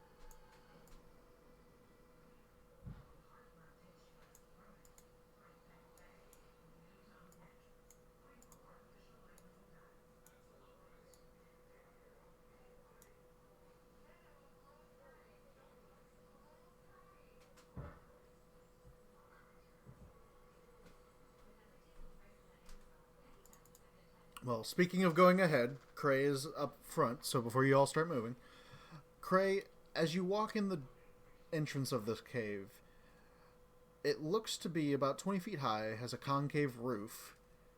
Most of the floor in front of you seems to have fallen away, forming a chasm past your dark vision, so you cannot see the bottom.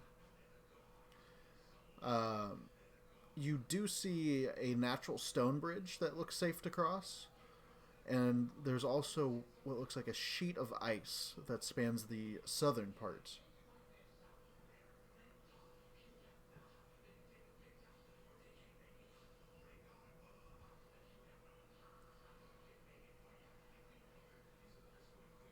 That's it. You're muted or something. We can't hear you. Did you unplug your mic? Creations.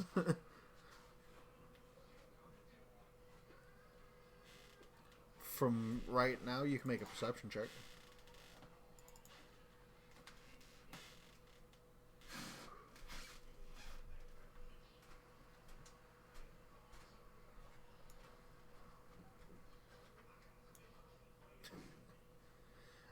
All right. A 14 perception check. You do kind of pick up deeper in the cave the sounds of like cries of pain. It's echoey in here. You guess it could go either way, across the ice sheet or over the rocky path.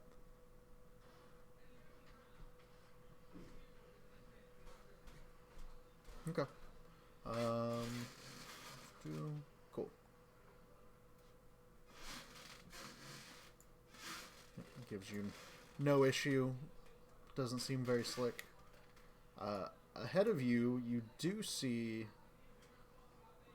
the 10-foot high tunnel is strewn with bones and body parts. Bits of flesh still kind of cling to some of the bone. There's a head, fairly,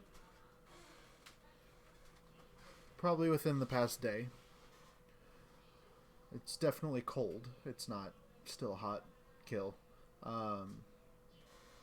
You do see a head that has been ripped from its shoulders and looks to be gnawed and stuffed in a niche dug out of the wall.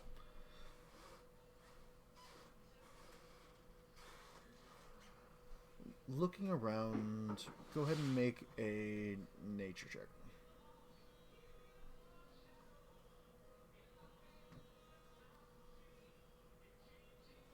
10. It looks similar to someone you've seen in the bar before. Super tall.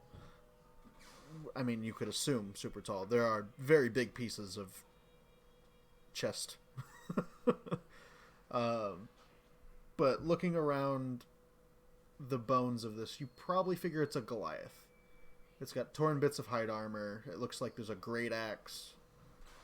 And you also see the skulls and bones of 3 mountain goats. There's probably another 7 other crude niches in the wall that seem to hold frozen heads.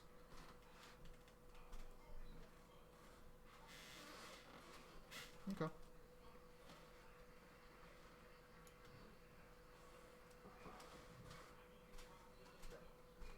Okay. You see what looks like... Let me see if I can just blow it up. It's easier to show you. A small creature with white fur and horns, almost primate-like, that seems to be pushing around a small halfling like a ball. The halfling seems to be curled up in the fetal position. And that, you figure out, is where the cries of pain is coming from.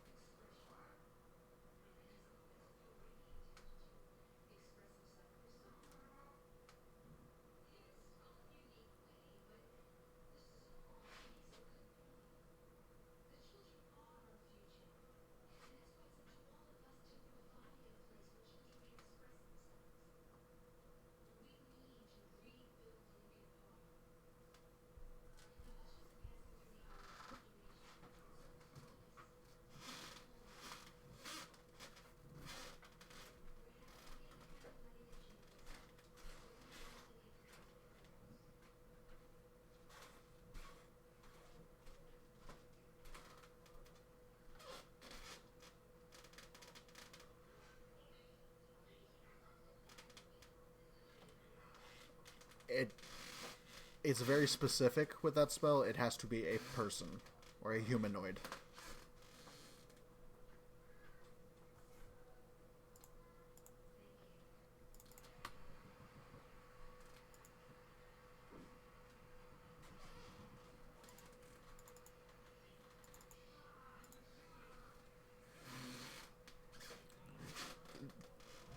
It would be very difficult because the Yeti kid is currently playing ball with the halfling.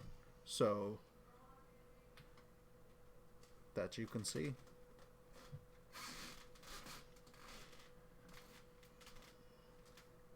Okay. Go ahead and mark off the spell slot and go ahead and cast. Nope.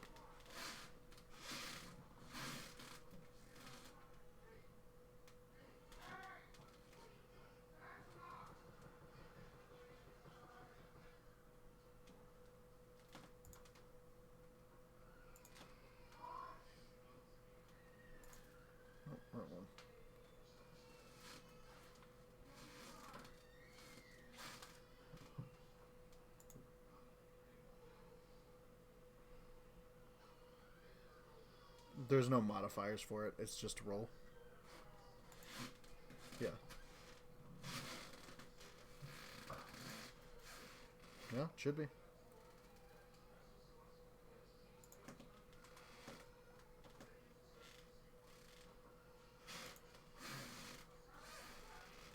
I cast it. It cast it twice, that's why. Yeah, so then I'm just roll 5d8. 15. Okay.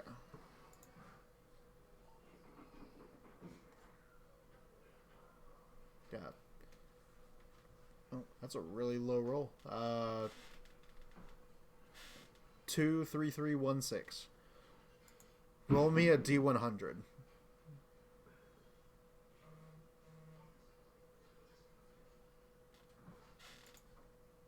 Okay.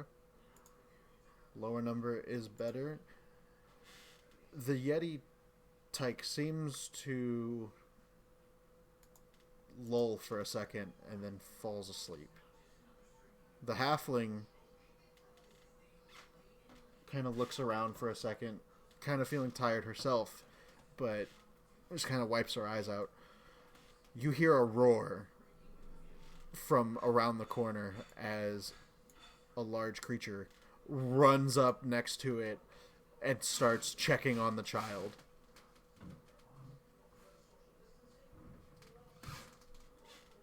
You do hear the roar.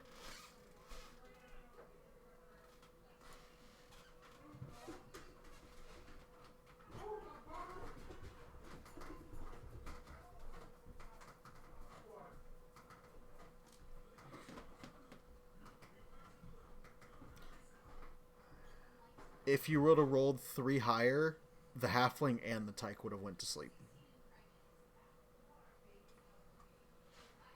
No, fuck off.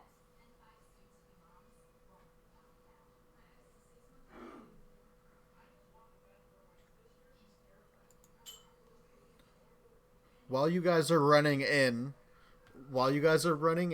there is a lot of sound. You're kicking bones as you run. The ice is cracking. All kinds of stuff.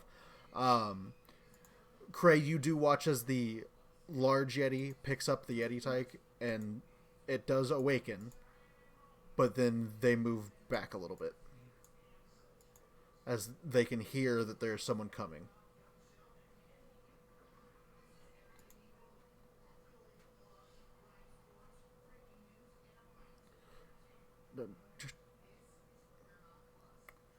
She looks around.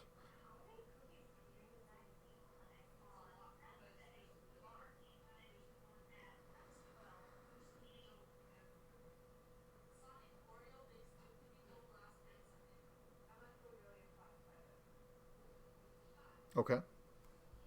Mm-hmm.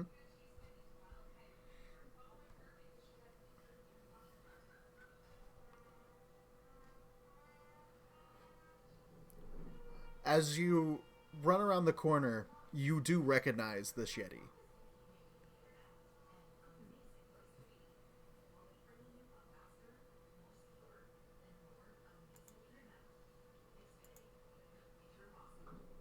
Mm-hmm.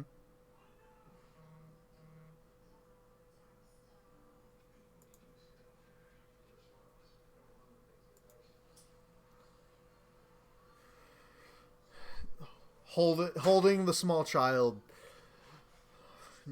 sees you run up and speak to her, and she just kind of grunts at you. You're like, "Is the baby safe?"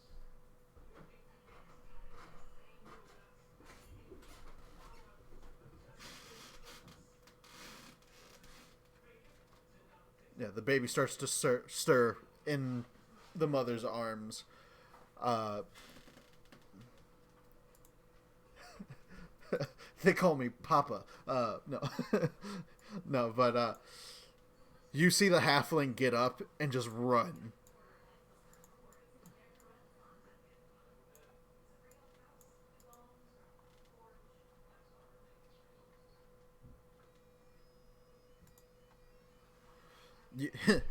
Everyone else, you just hear this ongoing like grunting and roaring. between Castiel and this large creature, which I'm gonna pull up the token. No, sounds nothing like it. As this large creature is just making almost primate-like sounds back and forth. But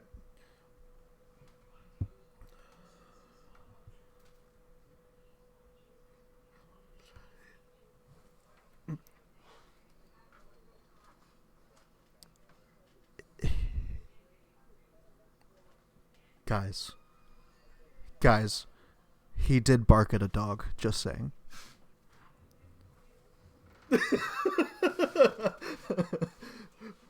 And bleated at the goat.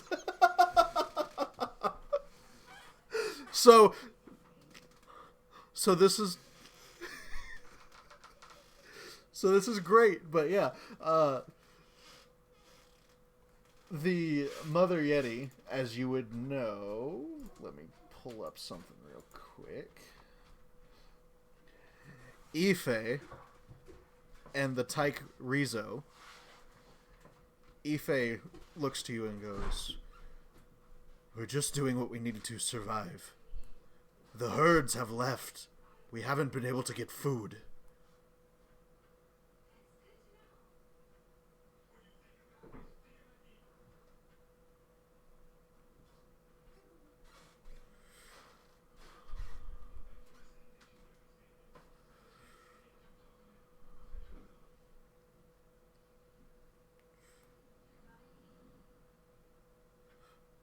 "I have not shed blood, only Moloch."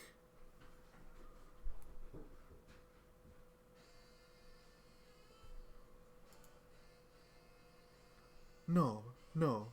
Rizzo is just playing."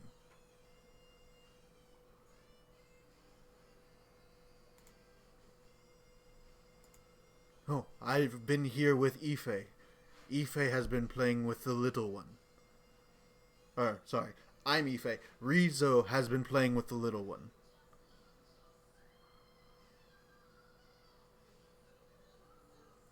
He was out hunting.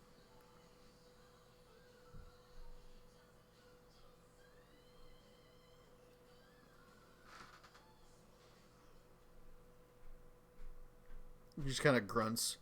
"As long as they stay away from Rizzo, I will be okay with that."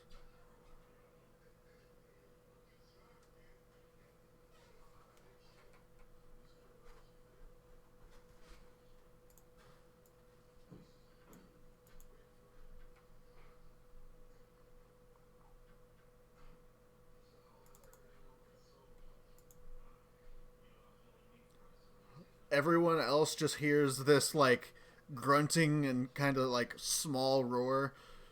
But Castile, you understand, I will not hurt them if they do not hurt Rizzo.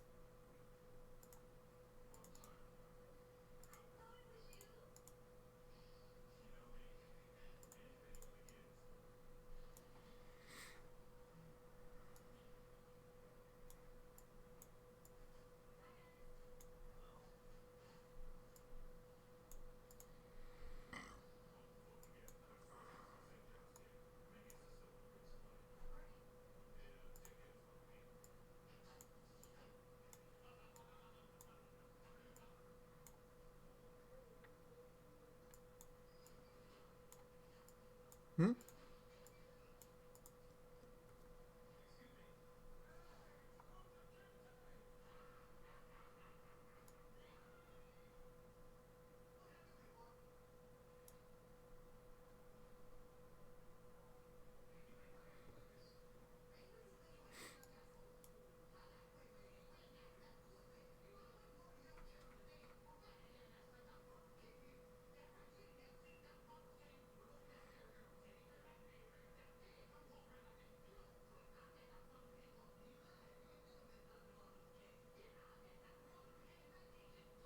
Just pull an entire cat out.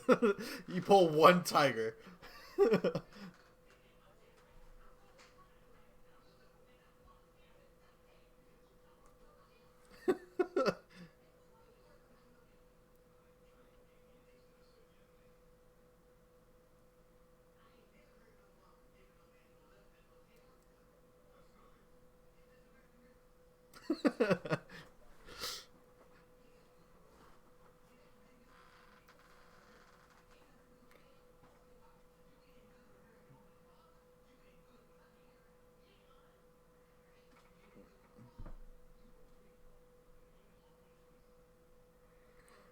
Ife places Rizzo down on the ground after kind of like a cooing, almost like chirp, almost. What you understand is it's okay. If this kobold touches you, I will crush them.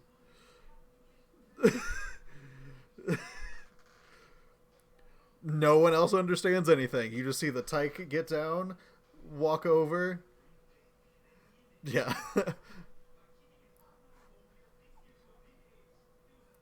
Yeah. Rizzo gets down.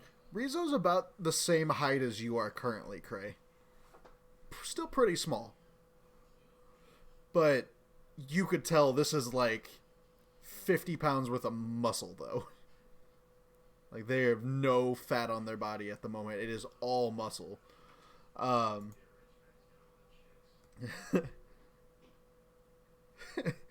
but it grabs the steak, and runs back between its mother's legs, and then continues to eat.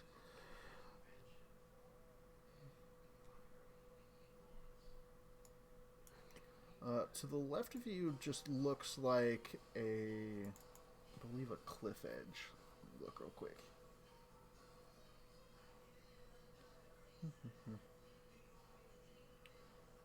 Against one wall. You do see the shattered remains of a dog sled that probably has some stuff kind of scattered underneath of it.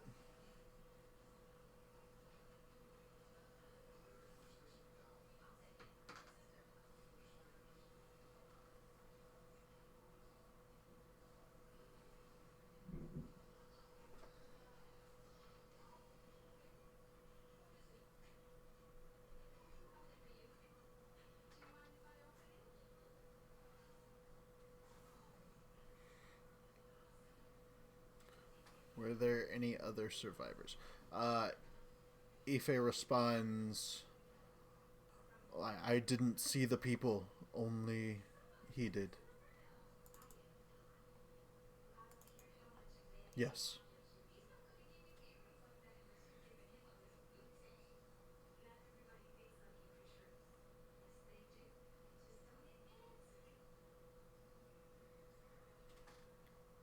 He is not vengeful. He was protecting us. They came near the cave.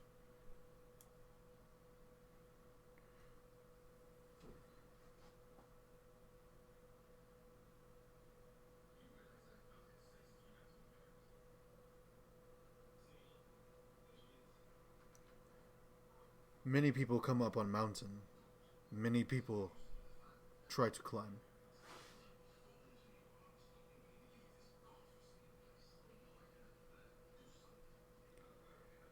If the herds return, then we will not have to deal with any type of human food.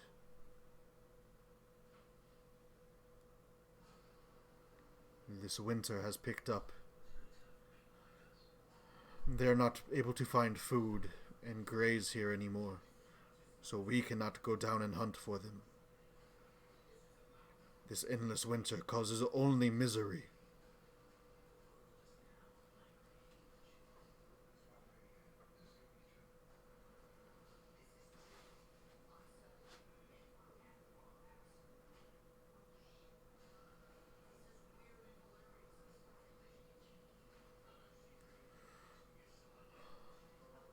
From what Molak has told me, up on the top of the mountain, there is a storm, yes. Bright flashes of light hit ground rapidly, surrounding a large, jutting piece of ice, it seems. We do not go near it. It seems dangerous.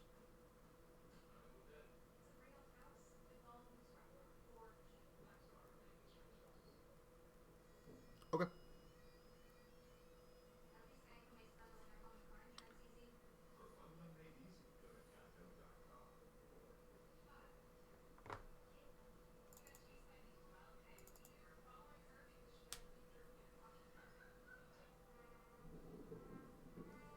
She just kind of grunts and raises her head, as in saying yes. Go for it.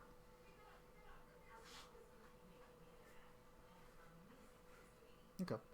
Yeah, the shattered remains of the dog sled you find underneath a mess kit, an explorer's pack, and enough blood splattered heavy clothing to make about 2 cold weather outfits.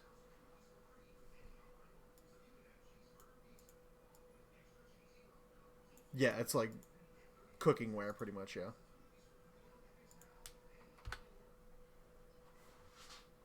Some of the packs come with it.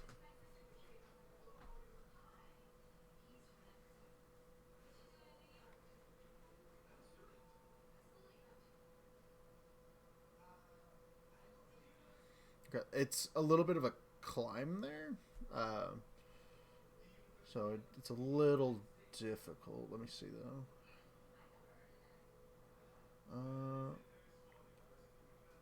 Yeah, you could have essentially walked this way across the ice and then down over here and showed up on top where the Yeti was, like, over in this area originally.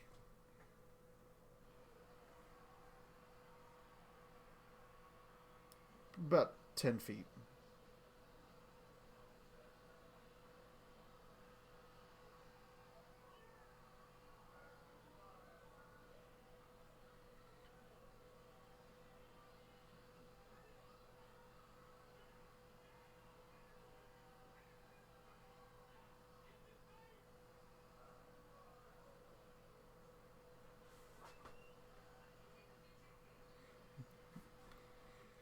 It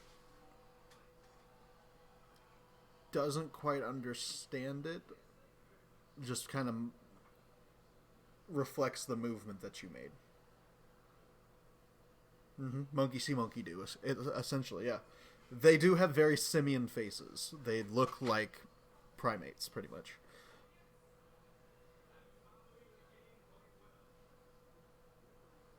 Yeah, after Cass explains it to him, he does. He waves back with a little bit more chutzpah behind it. Um, yep.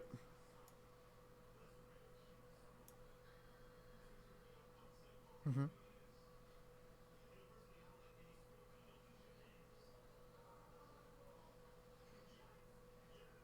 Yep.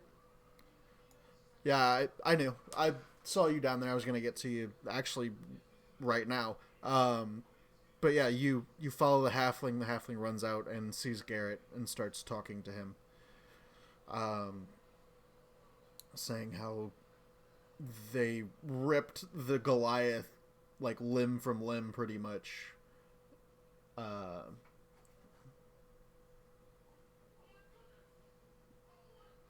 as you walk up behind and ask that question, like it was just the one, but then no, no. It it put me in there, the one that attacked us, and then the child, I guess, was trying to play with me, but I'm so sore from that. Uh, it's it's bad though. They completely, they being the one Yeti again. You get the feeling she's talking about the male. Like I said, he left me here and then he left. I'm not sure where he went.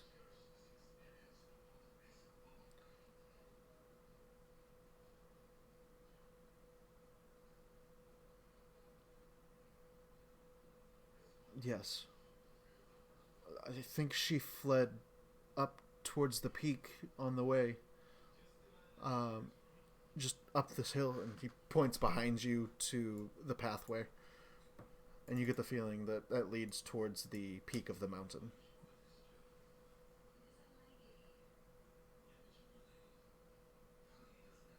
Mm-hmm. Oh, I'm Paralu.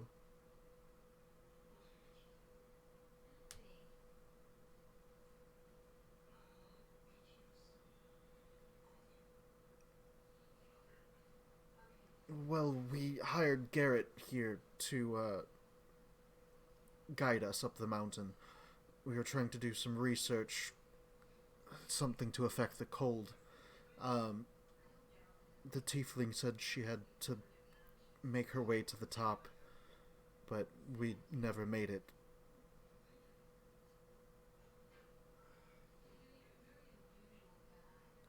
We picked her up in one of the towns.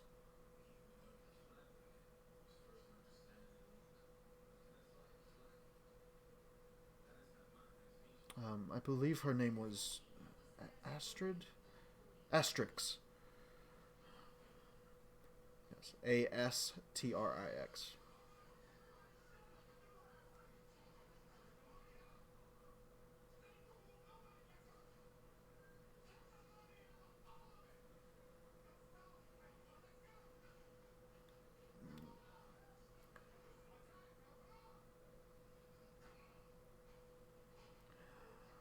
She was a bit weird, but I mean, she had.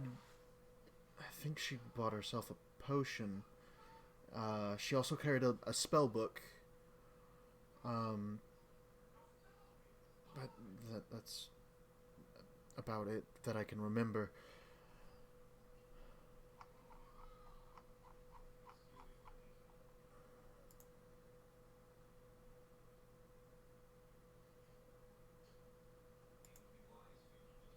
It's definitely rough.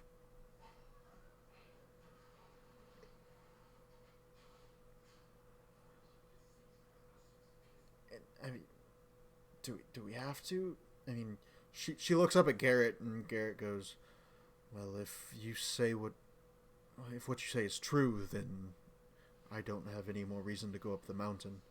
There's no way the tiefling would have survived by herself up there. And if the Goliath is dead, I have my companion that has hired me. I should probably head back with Boy, back to Targos. I'm sure Keegan would like to see me."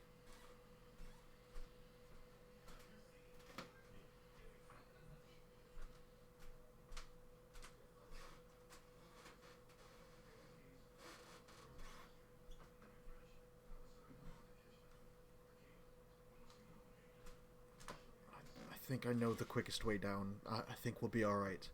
I've got Boy here. He'll take care of us. He is. He's the best boy. Um, I'll when I get back to Targos, I'll make sure to let. Oh yes, he is very excited. Sorry, but I'll make sure to tell Keegan that you did what he hired you to do.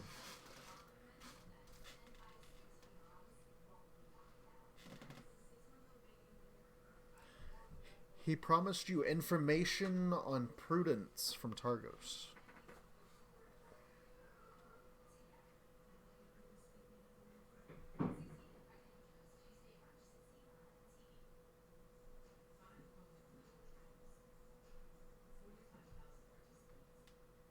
Yeah, absolutely. Um, we're gonna head out. Thank you for everything.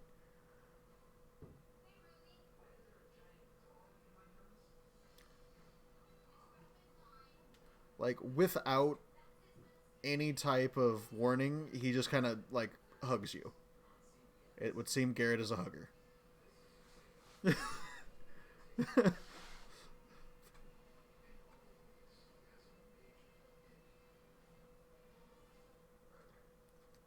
I was about to say it's the same thing. It's an extra long hug. The halfling looks at you both awkwardly and then pets the dog and starts turning around.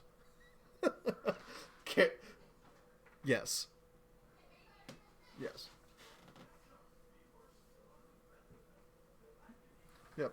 You would approach back to him talking to Cray about looking at a sled right now. So you're at the tail end of the conversation.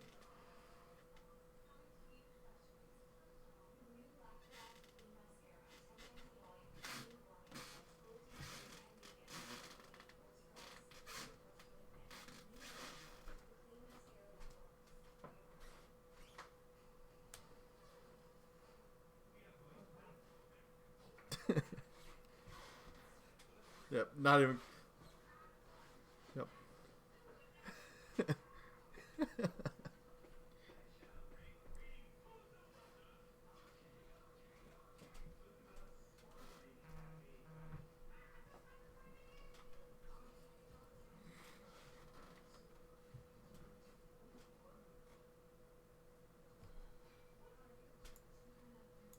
So did boy.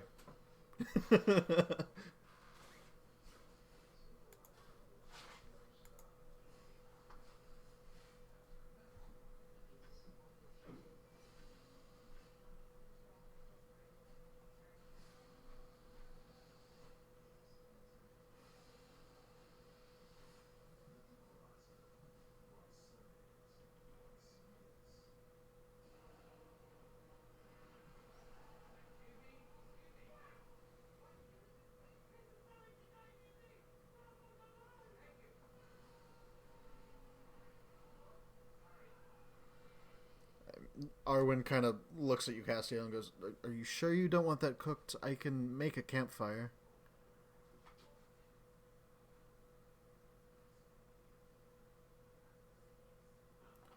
You see her kind of make a couple symbols with her hands, and then suddenly there's a fire. The Yeti and the Tyke both jump back unexpectedly because suddenly there's fire in their cave. But seeing that Castiel is okay at the moment, they kind of ease back to normal. And Arwen's just like, hands up, I didn't mean to do anything, I'm sorry.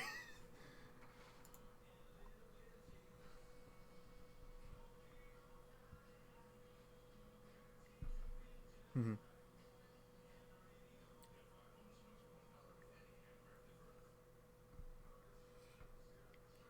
Looking at all of this, the Yeti takes one of the giant icicles off the ground and breaks it off, or off the ceiling, I should say, and breaks it, and then shoves it through a piece of meat and puts it over the fire. A couple seconds later, the piece of meat falls into the fire, and she seems a little upset about that. Uh, kind of looks to you and goes, "Castiel, get it."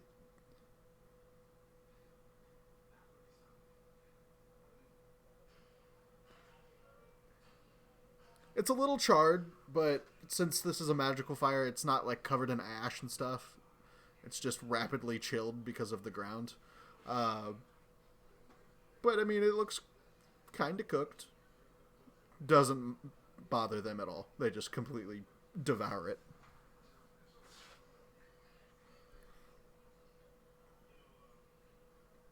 As far as you know.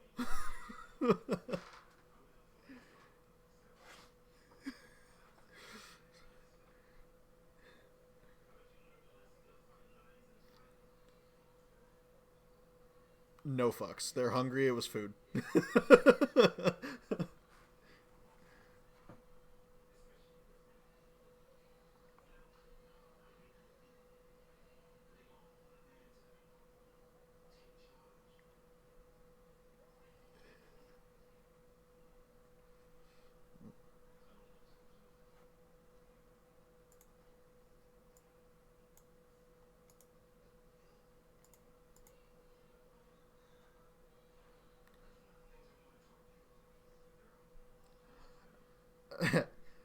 As you tell Xanavor there is nothing to fear, you hear a roar echo through the cave. Ife looks up and goes, "Moloch is home."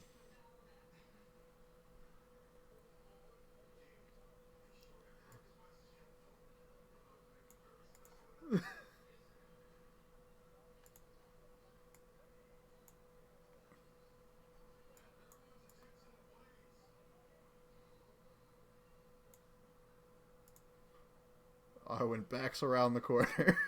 Like, nope. Xanavor blends into the wall. You hear large footsteps as he's approaching. Doom, doom, doom. You hear the bones scatter as he passes by the bones that were scattered on the floor. Rounds the corner.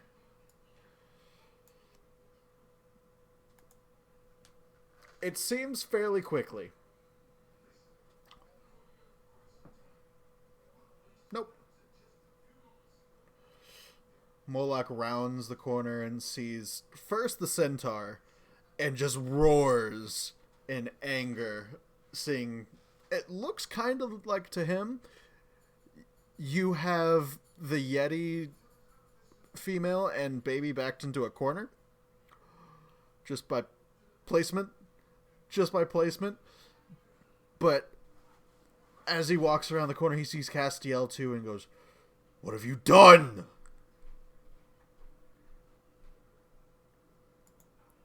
"I have protected my family. You bring outsiders."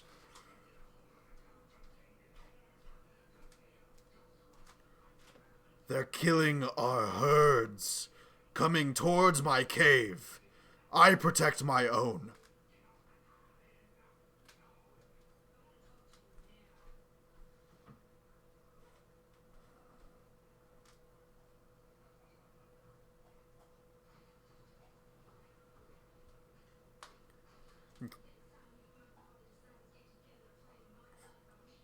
It's kind of like a low growl as you're talking to him. "I have done what needed to be done."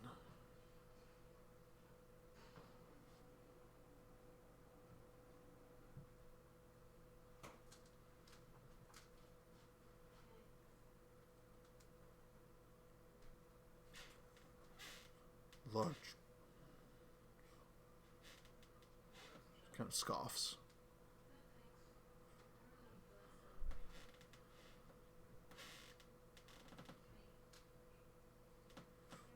I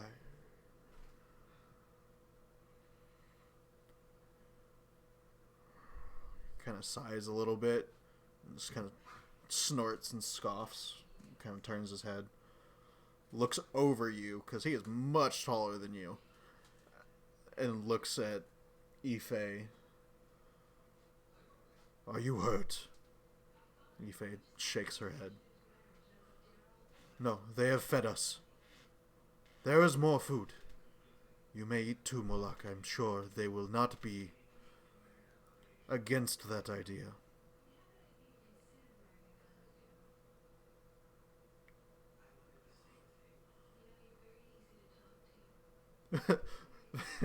As you say that, he kind of growls, "There's more," as he walks around the corner and bangs against the wall, seeing the other people.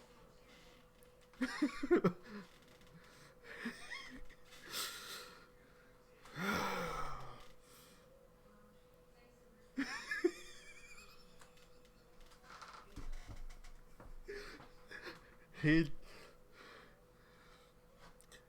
There is a low growl as he slowly scans each and every person in the cave that is not Ife or Rizzo. Doesn't see him. He sees the three other ones, but cannot see Xanavor around the corner.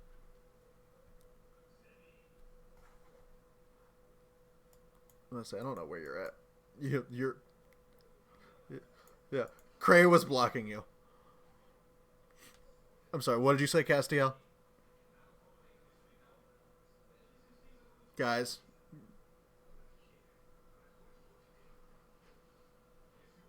Adventurers are dangerous and they cannot be trusted always.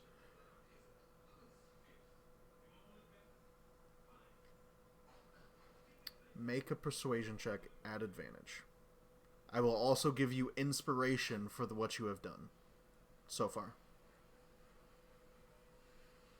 Yes.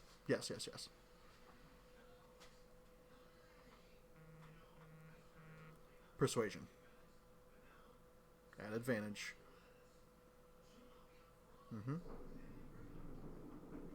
Natural 20. Which is actually a 30, which is godlike. But, Moloch looks over everyone. His shoulders kind of relax. He reaches down, grabs a handful of meat,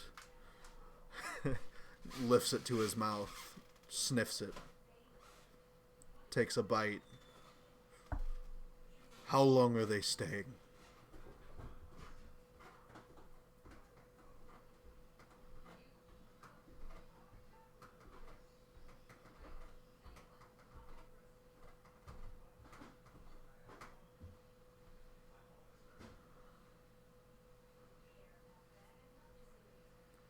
Then you must promise if you are to leave this cave, you must find a way to end this eternal winter. Change this. Bring the herds back.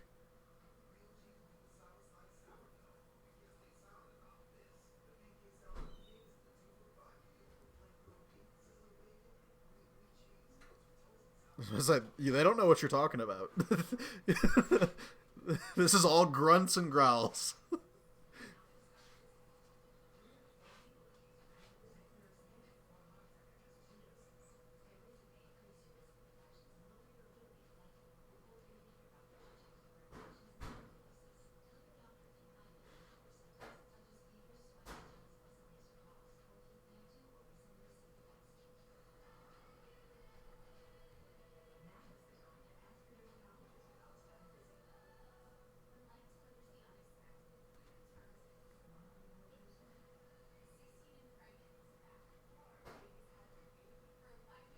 Weird piece of ice seems to be attracting the lightning.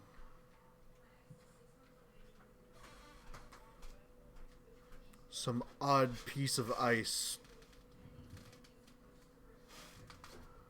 I will not get close. It is dangerous.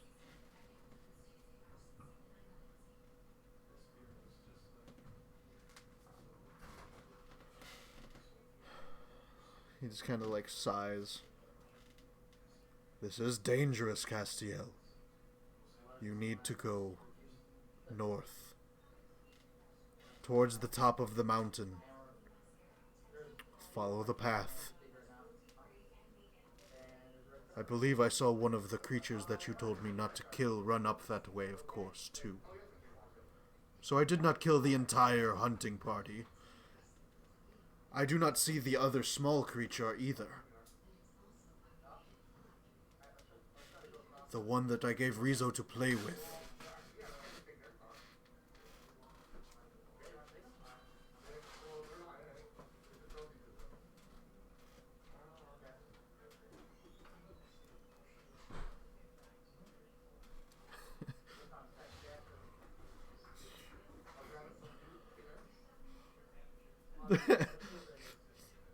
He pushes past you a little bit, just kind of shouldering his way past, like an alpha male. um, mm-hmm. You watch as he lifts up his left arm and pulls an entire goat out from underneath his fur and drops it on the fire. The goat is it's bigger than Cray, about Gwen size. It kind of looks like one that got yelled at earlier, but it is very familiar looking.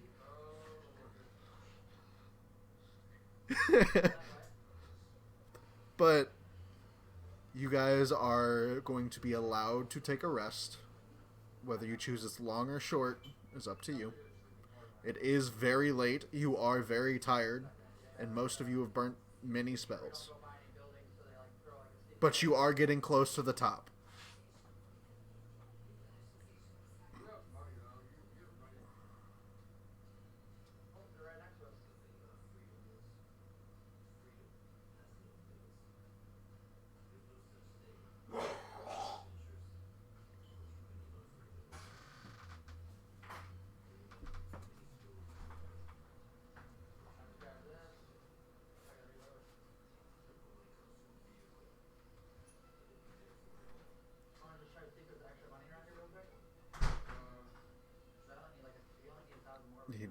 No idea.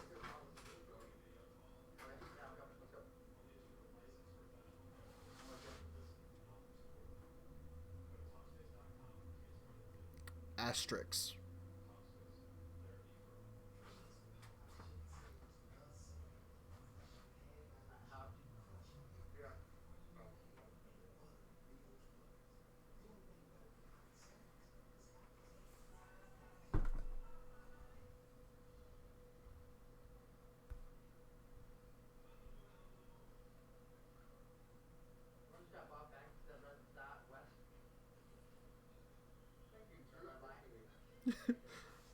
You just hear like a low growl.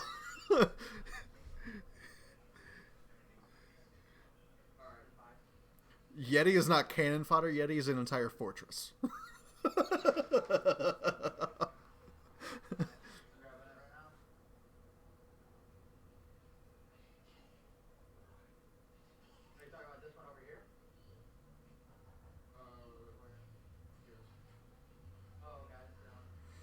I helped you when I gave you a home. I will not endanger myself and leave behind my family. FA just kind of shrugs. Like, not sure how Yeti knows how to shrug, but just kind of like raises her arms like, I don't know what you want me to do. The child waves.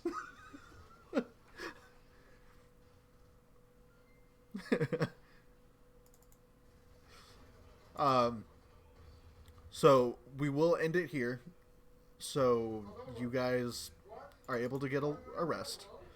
I want to show you guys this. I didn't show anyone but Castiel this before, so now you can all see it. Save changes, show to parents. Castiel's Yeti Guardians. Moloch, Ife, and Rizo.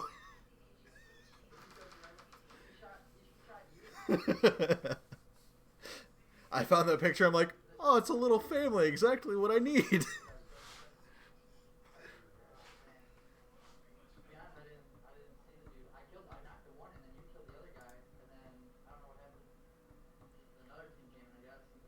Talk down 2 Yetis with a child.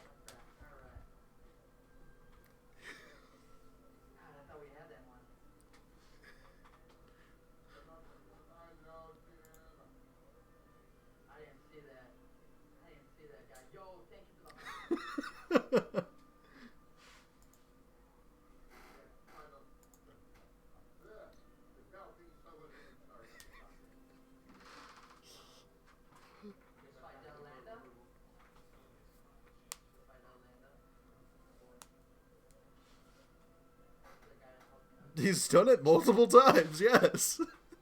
He always gets a reaction, but you don't know if they understand. Oh. Alright. So, everyone. No, sadly not. Not at the moment. It's a little hard to understand. You would think. Giant is taken after Dwarvish. Yeti doesn't have a script. This is sound. But,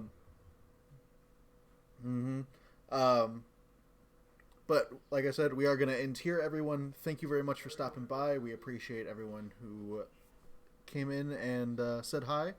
We will be uploading this pretty soon. We did get a new follow. Thank you very much for reminding. That is the Reptile Room. Thank you very much, Reptile Room.